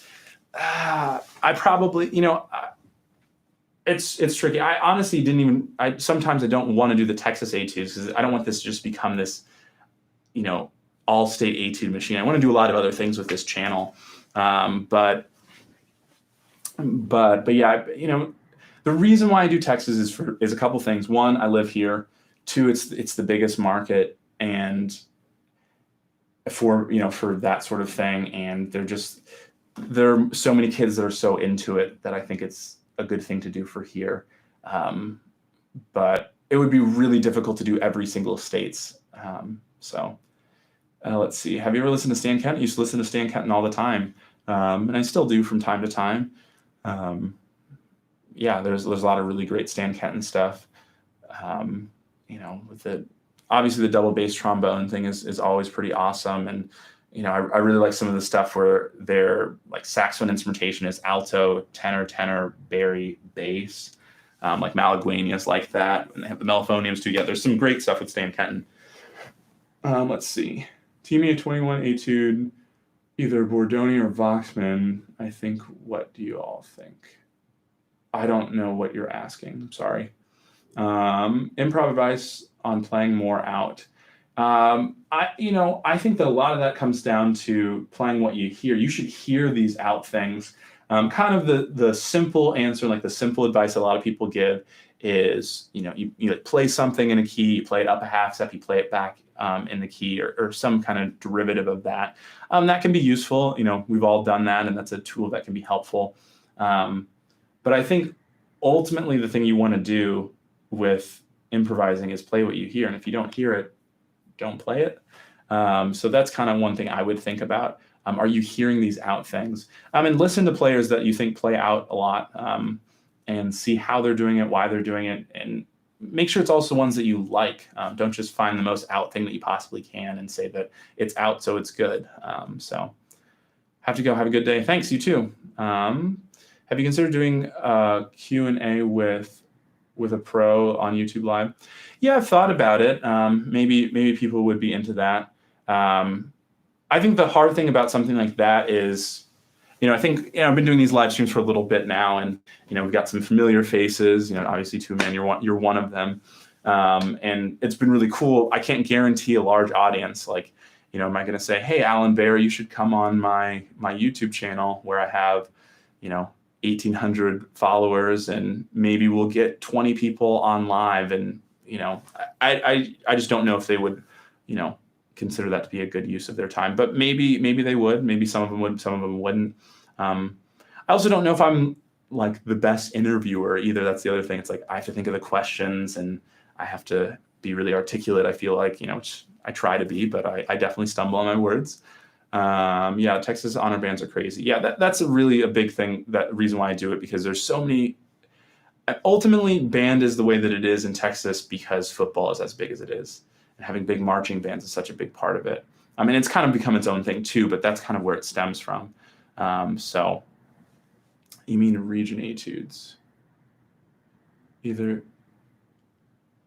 I still don't know what you're asking. That they're either Bordoni or Voxman. Do you know people from music school that didn't end up pursuing music? Do you know any people that have music as a hobby or a part-time job? Yeah, I mean, I would say that it's probably, especially on the performance side, it's probably less common that everyone, reaches their dreams and is playing in a major symphony orchestra or whatever. There's a lot of people who stop doing it. Music school isn't always fun. And sometimes you go from band or just playing your instrument in general to being really fun, to being a job and to being work. And sometimes that ruins it. Sometimes it's almost ruined it for me. And I think that a lot of people will tell you similar things. When it's just like an athlete playing sports, obviously like playing basketball is fun. I'm sure they don't all hate playing basketball, but sometimes when you have to play, in the NBA and you have a Christmas Day game, maybe you just want to be home with your family and not playing that game that day. So I think that there, with any job or any career, any field that you go into, even if you like it, there are going to be days that you don't like it. So I know tons of people who do it as a hobby or a part-time job, and that's totally okay. I think we have this idea that you go to college and you must do that thing that you did in college, and the real world's just not quite that simple. So and mostly what I do is music, but I also help my mom out with her business. I do some tech stuff for her, and I like doing that too. Most of what I do is music, but it doesn't have to be all of that all of the time either. So Houghton Horns is where everyone is. Yeah, I mean, they put out really great videos, and they have really great players. I'm definitely not going to sit here and knock Houghton Horns. They've done a lot of great videos, but yeah.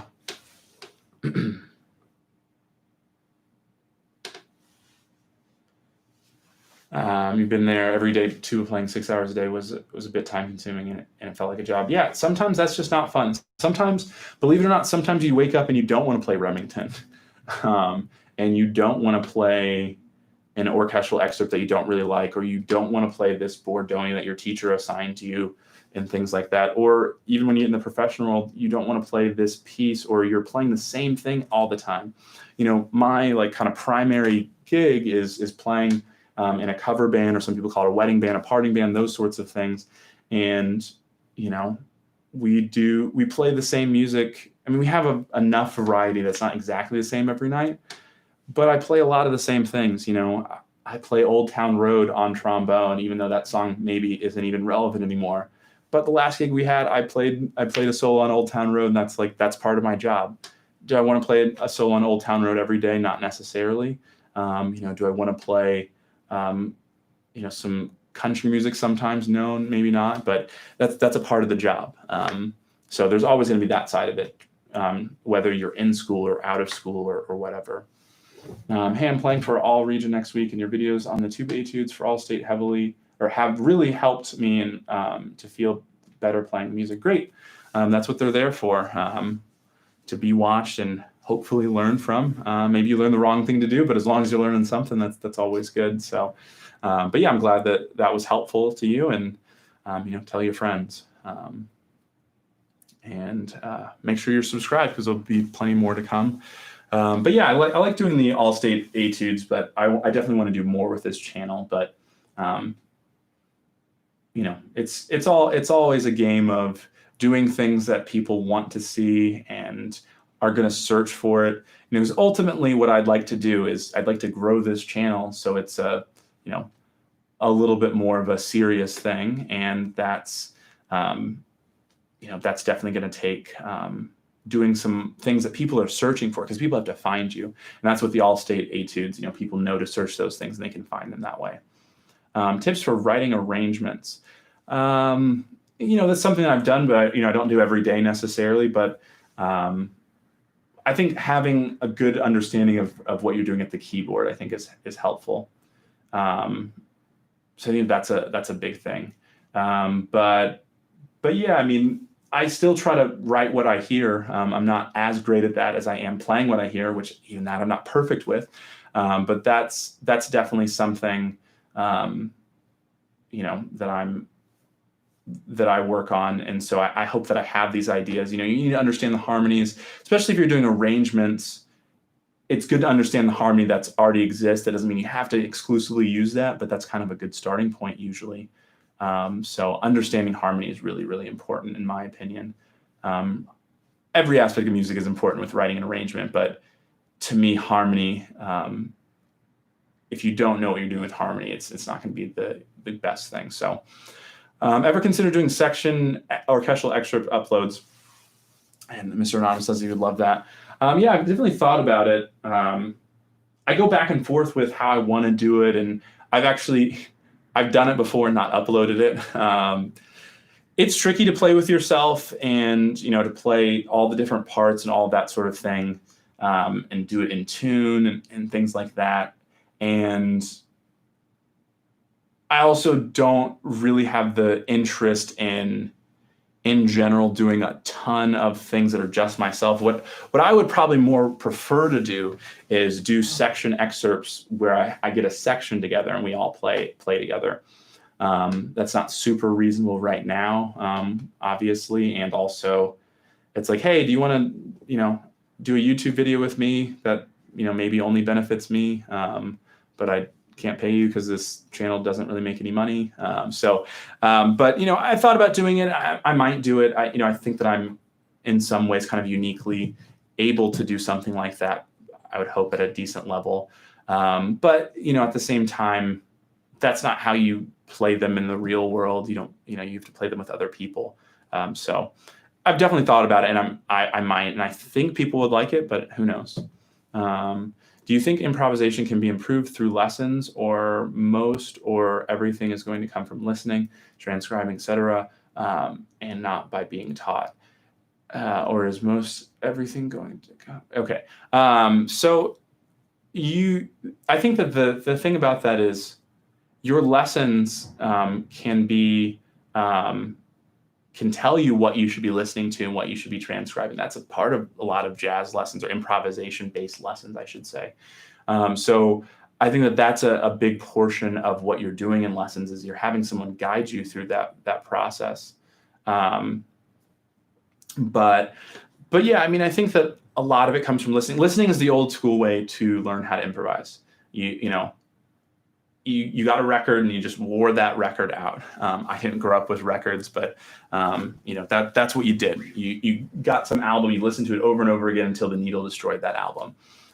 So I think listening is a huge part, transcribing is a huge part, but there are people who don't do those things as much. There are people who don't transcribe as much and are much more theoretical and things like that.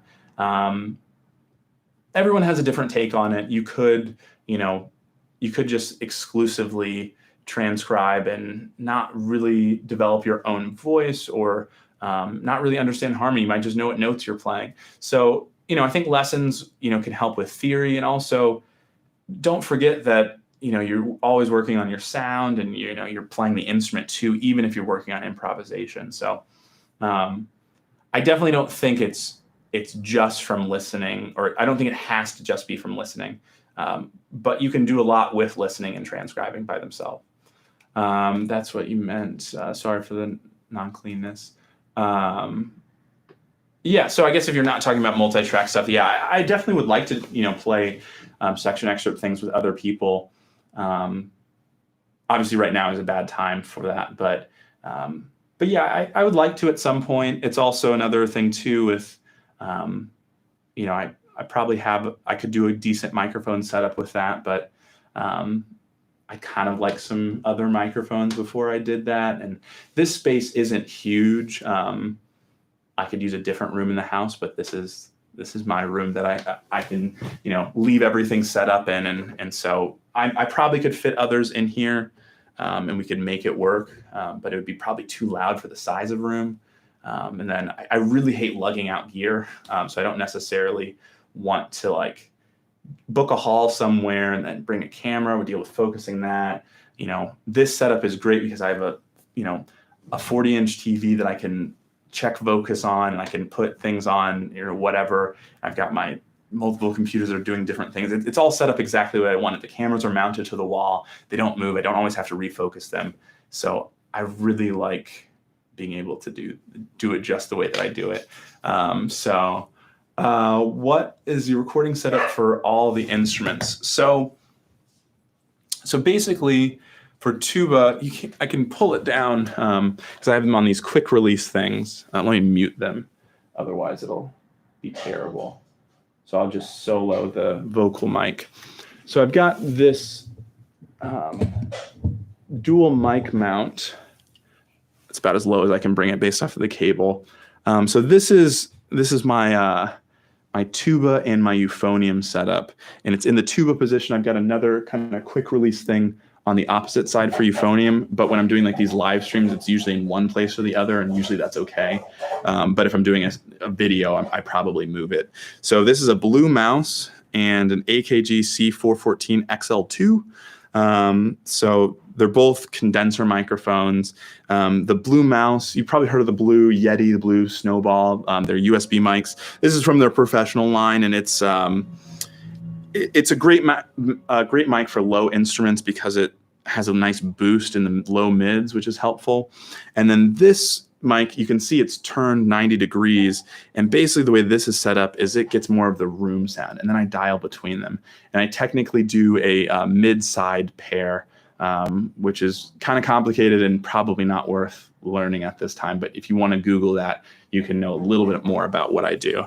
I'm not trying to keep it a secret. It's just an overly technical thing that probably no one cares about.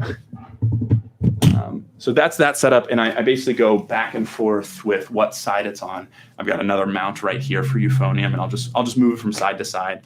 And then for trombone, what I have set up right now is two different microphones. Mostly I'm just going between them, but I have a ribbon microphone, which is an Audio-Technica AT4080, and then that same AKG C414 XL2, because I have a matched pair of those. So one of them is with the trombone, and that's a condenser mic.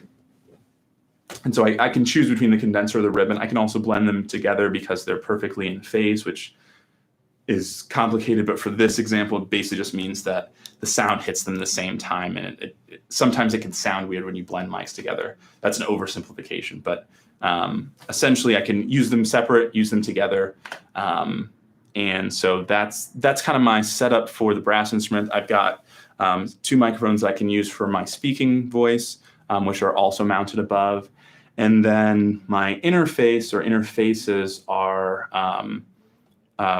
they're Focusrite RedNet X2Ps. So here, I guess I can also. Well, I don't want to move the trombone mics because they're in the place. But I can pull this interface and show that. Oh, I don't have cable link. So you can look up. My cables aren't run very well, but you can look up the Focusrite RedNet X2P. It's probably not what I'd recommend for most people, but it solves my, it solves my specific use case very well because I use multiple computers together, and then all of the interfaces can be. It's basically a network all together, which is kind of cool. But they're definitely not the cheapest things in the world. What are judges looking for? Oh, sorry, I missed one. Let me go back. Anyway, what's some favorite section excerpts? Fountains is always fun. There's some really nice rhythm things. The Brahms one chorale is really, really nice. I know that doesn't have tuba, but that's a fun one to play. Symphonic Metamorphosis is really fun. Then there's like the unison ones that I think are fine, but they're like, where you're playing mostly the same rhythms like Ride or Hungarian March. The main excerpt is pretty much all the same. And those are fine, but I kind of like the ones where you kind of learn more harmonically from playing it with others than you would on your own. What are judges looking for when judging jazz auditions? So ultimately, all judges are looking for, different things, or can be looking for different things, I should say. Each person is looking for what they want to hear, but for the most part, I would say that jazz judges are going to be looking for good style. Can you play in the jazz/big band idiom and sound authentic? If things aren't marked, if quarter note lengths aren't marked, are you doing what makes sense? Because most of that is somewhat standardized. Things like that. And generally speaking, it depends on the instrument, but they're probably looking for improvisation skills. That almost always helps. And but they're also looking for the other things that everybody else is looking for. Good time, good sound, all the things like that I think are important no matter what you're doing. But yeah, I think that style is a big part of it that people forget about it. I think they're, like, oh, I got to play this high note because I want to play lead or something. And not everyone has to play really high all the time, but everyone has to play with a really good style and a really good sound to play with really good rhythm. So that's kind of what I think about for the most part. But yeah, I mean, there are tons of things that, you could list off. But to me, those are kind of the top ones. But yeah, I hope that answered all the questions about my my audio setup. I think that's mostly everything. And I change things from time to time. It's been pretty, sometimes I get on these big, like, oh, I'm going to try every microphone, every position, and I find something new, or, a different way of using a mic. But yeah, Coprosh 24, is that the one that was a year ago for TMEA? That's the one that the video that has the most views, right? I think that's what I know that sounds like an odd question, but I just don't remember the number. I don't know why, but most people can tell you numbers of etudes, and I almost never can tell you what number an etude is.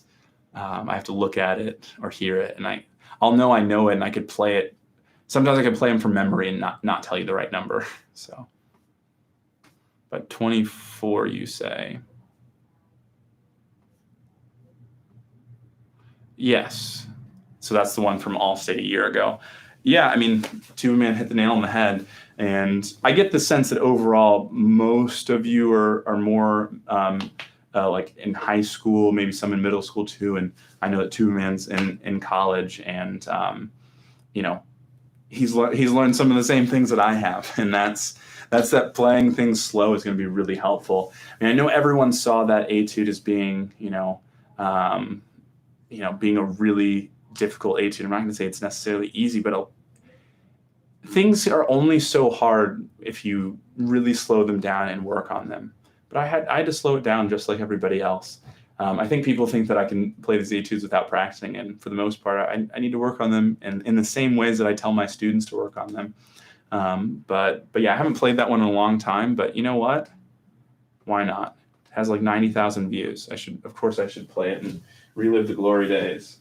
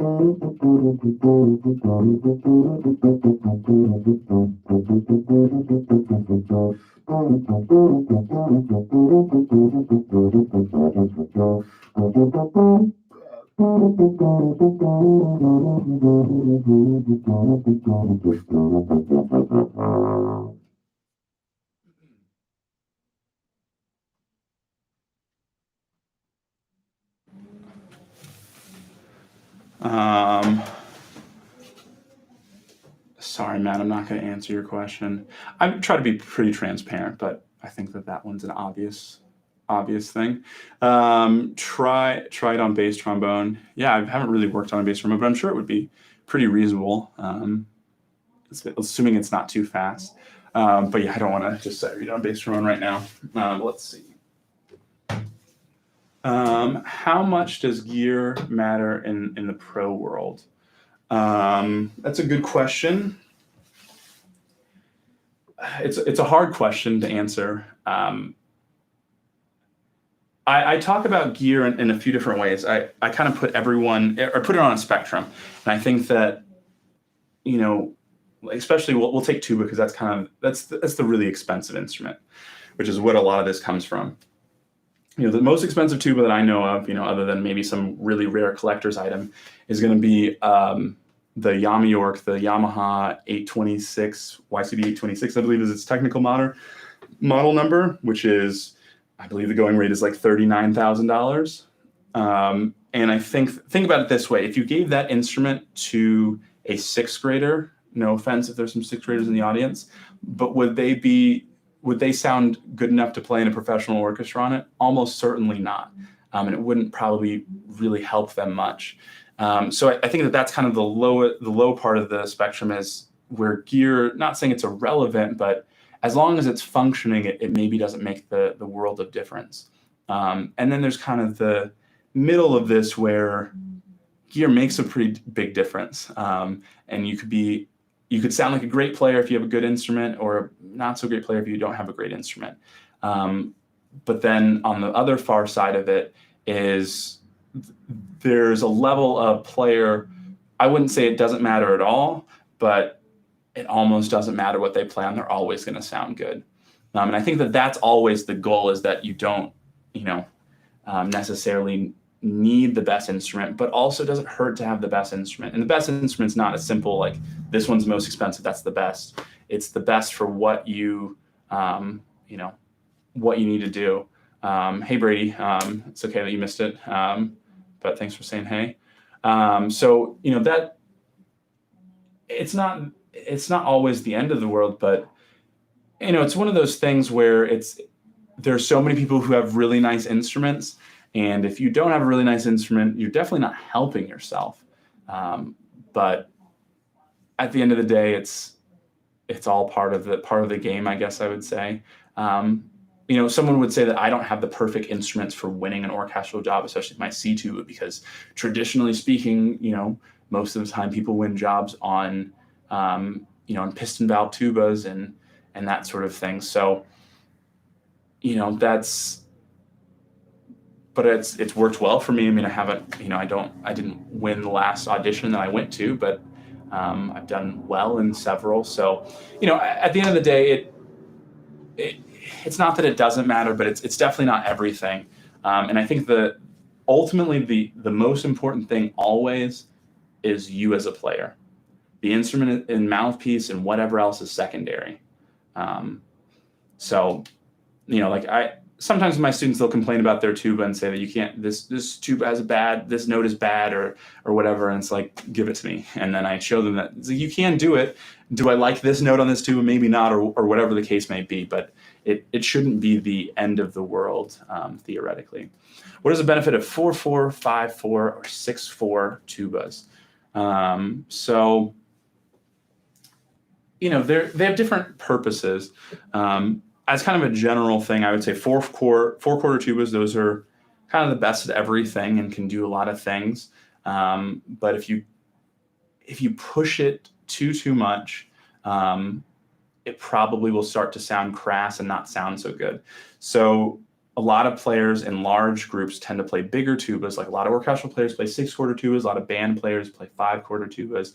And I think that what you'll kind of realize is with a really big tuba, it's a little bit, people say it's more efficient, but it's also, I think it's easier to play loud without getting a bad sound. So that's ultimately, to me, the biggest thing with a 6/4 tuba, is the amount of sound you can put out before it breaks up or gets crass or anything like that. But a 4/4 tuba can do a lot of things that 6/4 can do. But if I only had one tuba, I wouldn't probably have a 6/4 tuba. That's probably what I would think. Let's see what Tuba Man has to say. Gear, well, I know that Seth Horner went to the finals on a 3450. And then you have people like Aaron Tyndall, John Caesar, or Aubrey Ford on the audition playing 6/4 Bears. It really depends. Yeah, and the other thing too, you put a panel up and you can't even see what they're playing. Who knows what comes out of it? Because you could play a smaller tuba and you might get more clarity on a smaller tuba. And if you get more clarity, people like that. But then maybe they ask you to play louder and it breaks up, or you don't play with as big of a dynamic range or something like that. It's really such a difficult thing. And again, I go back to the idea that it's more about the player than the gear anyway. But I guess a follow-up, I'm going to college and I'm about to be in the market for a new symphonic tenor, best low budget tenor. Do you have a dollar range? That kind of helps me with helping people choose instruments. I think so. I guess I should have asked what instrument you played. I think with trombone, I put a really high premium on having a slide that is really, really nice. And that to me is very, very important. So you could buy a used instrument that has a great slide, or you could buy a used instrument that this was a really expensive trombone, but the slide was damaged and it's not great. So for 600 to 1600, is that what that says? Yeah, you play trombone. You want a symphonic tenor. So I assume you mean you want a tenor trombone with a valve, somewhat similar to this instrument. So correct me if I'm wrong, but I assume that's what you're after. So for that kind of price range, it's hard to get a really good instrument for under $1,000, even used. For tenor trombone with a valve. I think if you didn't need a valve, it'd be a little bit different, but with a valve, it's pretty hard to get a deal on one that under $1,000. But 1,600 can often get you a pretty decent instrument. If you're looking at Craigslist or eBay or some of the forums, you can often find like a Bach 42, like an older, or maybe like 90s Bach 42 or something like that. You want to check the slide. Hopefully it's in decent condition. You might be able to find something like an Eastman Shires or maybe a Getzen, but you probably won't find a Getzen. You might be able to find a Conn 88H. There are good deals out there, but for that price point, I would almost exclusively look used, and I would, so let's see. Yeah, decent large bore is all. My main focus in jazz and playing a 2B Silver Sonic, so I just need something for the wind bands. Currently playing a Bach Omega and I'm just fed up with it. Yeah, I would, especially in that case, I'd probably look for like a Bach 42. You can usually find a decent one, but yeah, I mean, gear's not irrelevant, especially mechanically. That's important, but you can still find a decent instrument or get an instrument repaired, if you have a good repair technician in town. But you can spend a lot of money on any instrument, but even a tenor trombone, which with this instrument I chose to spend a lot of money. This is one of the few instruments I bought new. Probably could have gotten away with something else, but that's what I chose. So let's see. So let me go back. Sorry, I had one more question. All-state tuba player, and I have been looking for a tuba to get me even further. Is there a tuba that you would recommend? Can you give me some sort of price range of what you're thinking about? And you said you're an all-state tuba player. Are you planning on playing in college? Are you planning on majoring in music, majoring in performance, majoring in education? Those are sorts of things that kind of help me. And ultimately, dollar figure kind of is an important part of it, unfortunately. A 186. Yeah, 186 is a good option. But 186 might be outside of your price range also. Tubas, there really is no such thing as a cheap tuba when, money is relative, especially when you get people from different countries and there's conversion rates, it gets very relative very quickly. But even a plastic tuba costs you $1,000. To me, $1,000 is a lot of money. And I wouldn't think about, spending $1,000, or I would give spending $1,000 a lot of thought. And really, to me, it takes at least two to get a decent tuba, and probably even more than that to get something that you're really, really pleased with. But especially, a lot of people get, or let's see what, that's exactly what I think a 186 is a really good option. Also, what key of tuba are you looking at? Especially if you're planning on playing in college, most colleges, either require or strongly suggest that you play C tuba.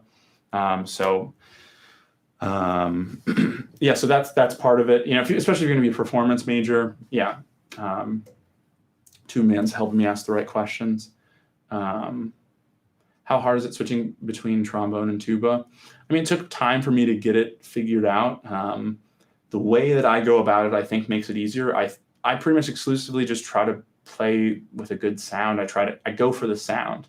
I don't really think about, okay, I'm playing trombone, let me do this differently with my lips or this differently with my air. I just try to get a nice thing to come out of this end of the instrument. That helps me. Some people struggle with it no matter how hard they try. But I think most of it is, I think if you're going for the sound, eventually it will kind of work itself out. But it's not like this was an overnight thing. It's not like I played tuba really well and then I picked up a trombone and just was a complete master.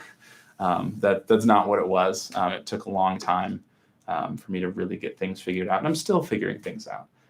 If I had all the answers, I'd be very, very proud of that. But, no one has all the answers. So I'm still learning how to switch between them some days. But for the most part, if I go towards the sound, I can kind of figure it out eventually. Maybe it's not the first note that is perfect, but and also for the most part, I'm not doing high pressure situations where I go back and forth.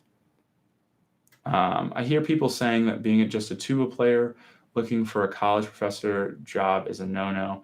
I can't really do that with my disability. Is that not the case, really?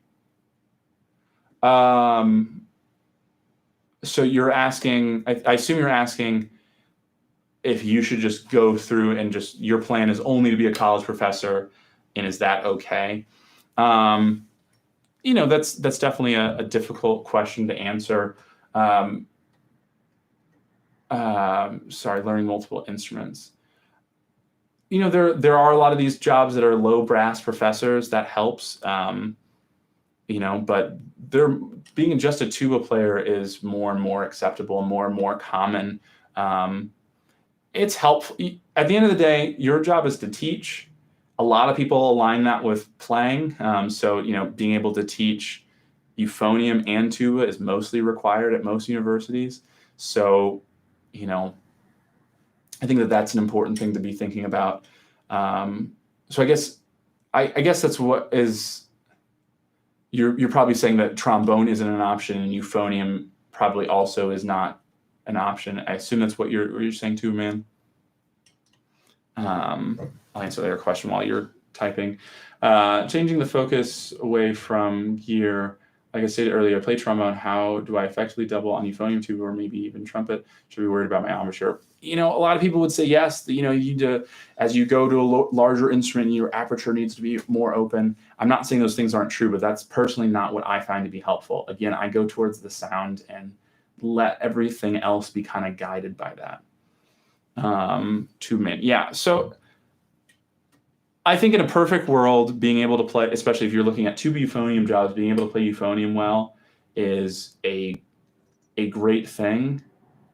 Most of the people that I know who have tuba teaching jobs, even if they teach euphonium, do not play the euphonium well, or definitely don't play it at like an elite level.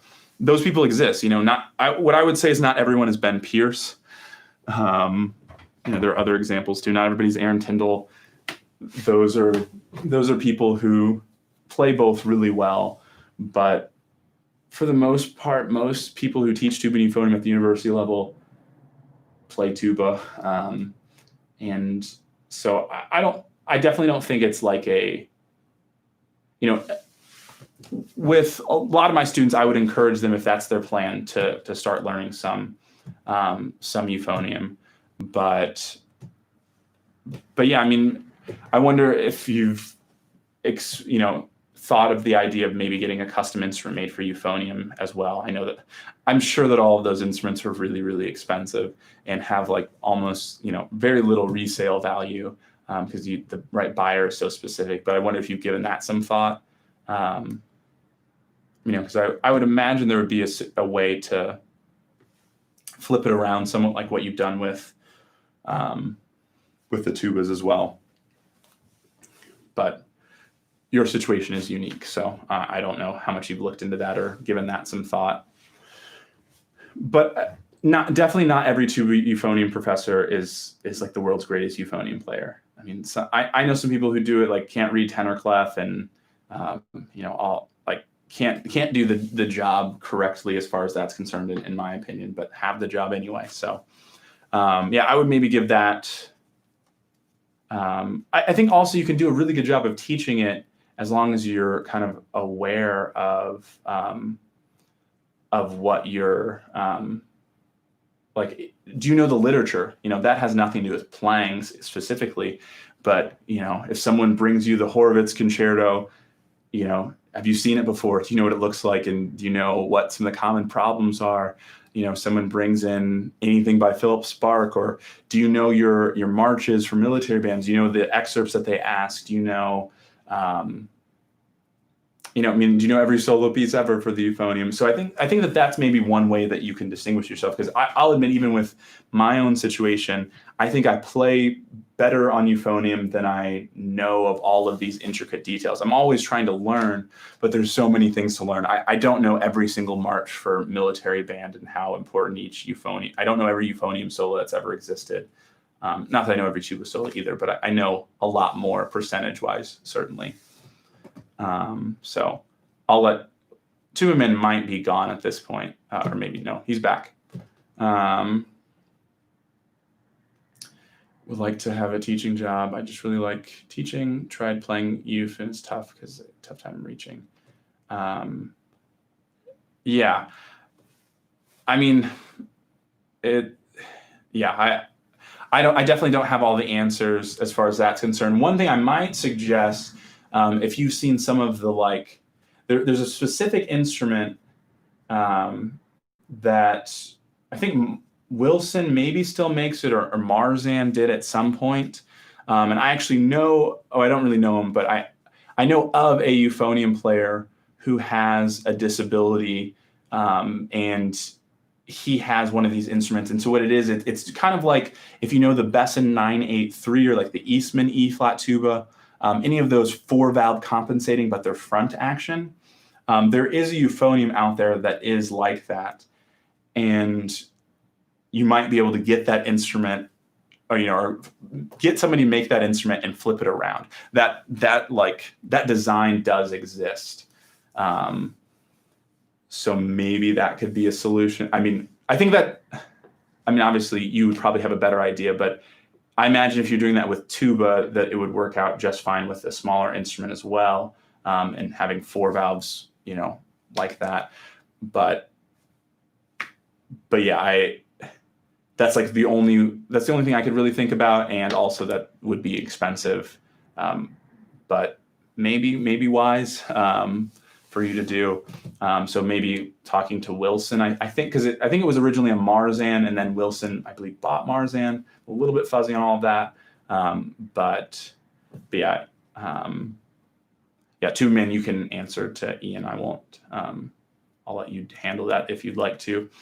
But yeah, I mean, also not all teaching jobs have euphonium as a part of them, especially like, let's say you win an orchestra job, you're probably not doing a full-time teaching job, and you might just teach tuba at a school. That's a pretty common thing, that orchestra players teach part-time and only teach tuba at a university or a conservatory is kind of more likely. Especially a lot of conservatories have more of a focus on orchestra. There are schools that don't have euphoniums. That does exist. Like DePaul is one of those schools that don't have euphoniums. So it's not impossible. But I definitely know so many tuba professors who don't play euphonium. I don't think it's a requirement. I think in general it's a wise thing to be doing, but it is not 100% required. But I would say that it's getting more and more to be common, and something that, if you could find it, why wouldn't you get that? So I think that's a really, really helpful thing, but you're in a unique situation. But maybe check out that Marzan. But yeah, maybe we'll do a little playing since there don't seem to be any more questions. Oh, and then as soon as I say that, off topic but interesting, Alan Bayluck is coming to the All-State Jazz in Alabama this year. Cool. Tell him I said hello. Alan Bayluck's a great writer. I had jazz conducting with him at the University of North Texas during my doctorate. So, but yeah, he's a great writer. Let's see.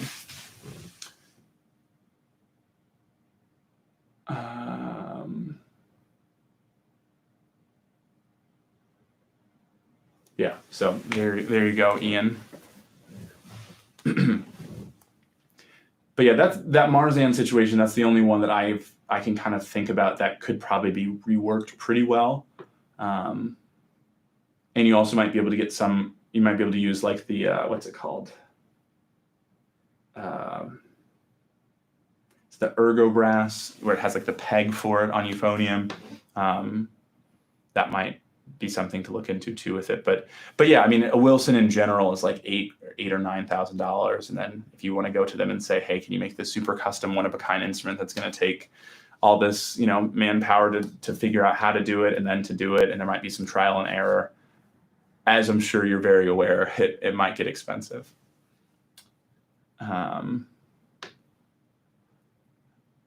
But yeah, I believe that design is maybe your best bet. And I've never played that instrument, but I've heard someone play it, and I think I think it sounds good. I think it would work just fine. But yeah, it's definitely a tricky situation. But I think you could blow some out of the water by just being more knowledgeable. Get with euphonium players and ask them all the things that you need to know with euphonium, and especially there's like they do so many things differently, and they're kind of an extension of trumpet sometimes. If you want to be a really good euphonium teacher, you need to be able to read B flat treble like it's no problem, and you need to be able to read tenor clef like it's no problem, and those sorts of things. So let's see. I wanted to ask about your breaking point as a tuba player. Were there any improvements or any moments where there were big improvements? Reading is hard for me. So yeah, it's hard because, you feel like there aren't any big moments, but I'm sure that there were some light bulb moments and things. I'm not saying that I've been good forever or anything like that, or even that I'm good now, but I think that it's hard to see that progress as a, as a part of it. If you're an outsider, sometimes it's a little bit easier. Um, in general, I always was doing well compared to people my age. Um, I think just, starting college and being around people that were better than me was a big part of it. Because I'm definitely a competitive person to a fault at times. Not everyone in my family wants to play a board game with me. So, I tried to work on that character flaw plenty in my life. But, especially starting college, especially at a school like North Texas, where, there's 40 tuba players and, there are, 35-year-old doctoral students and things like that. You learn a lot from being around those people, and whether they're actually your peers, feeling like they're your peers, and competing with those people. I mean, when I was in like the symphonic band at North Texas while I was a sophomore, it was me and 3 grad students, and that kind of, I had to play with them. I had to, do everything that they had to do, and I had to, get things together. So I think that was a big part of it. I didn't really have any like big accolades as a player. Not that I have huge accolades now or anything, but until kind of the end of undergrad, that's when solo competition started to go my way. Like in between my undergrad and master's was when I got my first silver medal at Falcone. So that was definitely that was at least a moment where the world said that I got a lot better, going from not really doing well at regional conferences to getting a check. So maybe that was it, but I don't think it's that simple. I think that that's just, what the world told me. So I can look at specific parts of my playing. Like my low range wasn't very good until I went to college because I didn't care about it. I didn't really think it was cool like most tuba players do. I always just wanted to play really high, fast stuff. I wanted to play, I was working on the Vaughan Williams and then, and a little bit of the John Williams as a high school student. I was working on the high stuff. I wasn't working on the low stuff. So when I got to college, I had to really start getting my low range together. And I think, freshman, sophomore year, that was a big part of it. But yeah, I don't know. I've just always been so zoomed in to zoom out and really know what's going on. I think that's kind of tricky, at least for me. You're a freshman in high school tuba, trying out for all region tryouts. Any advice? So make sure that you're see. I don't even have to do this. I just have to have Tuba Man in the chat, and he will give my answers away, because they're the right answers. I mean, obviously that's somewhat subjective, but playing slow, even let's say you're like, no, but I can play it up to tempo, but you'll play it better if you work on it slower. And that's what I always try to do, is I always try to practice things slower and really get things ironed out. But yeah, that's the big thing. Try to play with your best sound always, and really don't try to do anything that complicates it. Don't try to play these ridiculously long phrases that you can't play, and then your sound gets worse because of it. So yeah, there's a lot of things to kind of take into consideration, but yeah, there are lots of little details. I think that's a big thing that people forget. It's like, can I play these notes? Can I do all the technical stuff? Sure. Did you do the dynamics? Is it interesting to hear you play? My first goal always is to entertain and, to keep people's attention. I think that's a really important thing when we play, and we don't always think about it.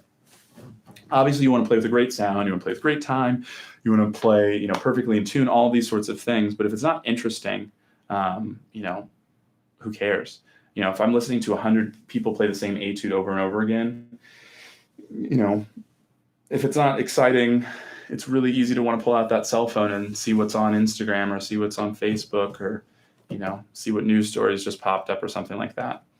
Yes, recording yourself. That's another reason why I keep these microphones up at all times, because for me, it's like a split-second process to get a really good recording and listen back. I always got headphones right here, that I can just throw on and listen back. I've got speakers that are, there. So, but yeah, no problem for the advice. Recording yourself is great. If you hear something in the recording, the judge will probably hear it too, and they'll probably hear other things as well. But what I do, my theory or my kind of focus with recording myself is the brain can only do one thing well at a time. You can either judge yourself or you can either play well. So when I'm playing, I'm not worried about what just came out of the bell in some regards. And then when I listen back, I can analyze all these things. I can go through, listen one time just for pitch. That's what I do when I record myself. I listen to one thing exclusively. I'll listen through and say, is there a note that doesn't have as good of a tone as another note? And then I'll go through and listen again. Is there a note that sounds out of tune relative to the other notes? And then I'll go through, how is my rhythm? And I just focus on rhythm. And when I do rhythm, I slow it down to 50%. So there are all these little things that recording yourself can really help you with. Hello, Connor. Yes, my full first name is Zachary. You've outed it to everyone. Occasionally I put that on programs, but for the most part I don't. It's probably on my diplomas though. I don't know where they decide that, or maybe you decide it. I don't know. But hope you're doing well, Connor. And the new cat is doing well as well. Is it technically a kitten, or is it like, I didn't know if you did like a rescue thing or something, but had a couple lessons with Aaron Tyndall. Ever heard of the slot concept? I'm not exactly sure what you mean, but just like slotting notes is definitely a thing that people talk about. I don't know about the slot concept as like a big idea necessarily. Yeah, no problem, Samuel. Thanks for coming in on the live stream. I won't bring your cats into this, Connor.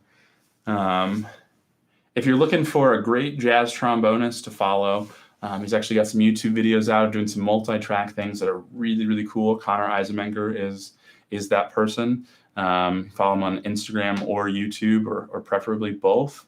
He's got some videos of him doing multi-tracks where he plays like a trombone solo and voices it out for multiple instruments. And he's got another one where he does like a piano solo. It's a really cool, interesting thing that he's doing. And he's also a great music educator. So all 9 of you, or I guess all 8 of you, because Connor is one of them, should go follow Connor and like all of his videos and comment and bring him all of the algorithmic love that's possible. But yeah, I think I'm going to get off here pretty soon, unless if you have a burning question, you've got some time, but maybe Connor has an insightful question that he can pose. Let's see. Putting your best sound on every note. It's pretty technical. You need like 4,000 words to describe it. Yeah, I mean, that's definitely a thing. And that's kind of what I was talking with pulling slides, that, you can get the note to come out, but if the instrument's not set up perfectly, then that you kind of have to force it into a slot that it doesn't want to go to. And you're probably losing some tone quality. But yeah, I'd be interested to hear, I guess. I've never had a lesson with Aaron Tyndall. I've never really worked with him in any capacity. I don't even think that I've seen him in a master class or anything like that either. But yeah, he's, I know a lot of people speak really highly of his teaching. So, but cool. Yeah, I'll probably hop off here pretty soon. But thanks everyone for being on this stream. I'll definitely keep these streams coming, and maybe, like Two-Man suggested, maybe I'll do I'll try to find a professional who might want to come on here at some point. Definitely, if I do that, it'll be really, really well planned out as far as when it'll be and things. It won't be kind of haphazard like some of these are. So probably not anytime super soon. But yeah, so hope everyone has a good rest of your Sunday night and enjoy that extra hour that we all got today. Maybe not, we didn't all get. I know not every place, even in the United States, does daylight savings. But for the most of us, we get daylight savings in this country. So yeah, Mr. Anonymous, thanks for the stream again. Yeah, no problem. Thanks for being here. I definitely appreciate all of you watching these streams and the videos and everything. Well, cool. So I'll hop off here. Probably have like a few more seconds while it ends, but thanks everyone for being here. I'll catch you next time.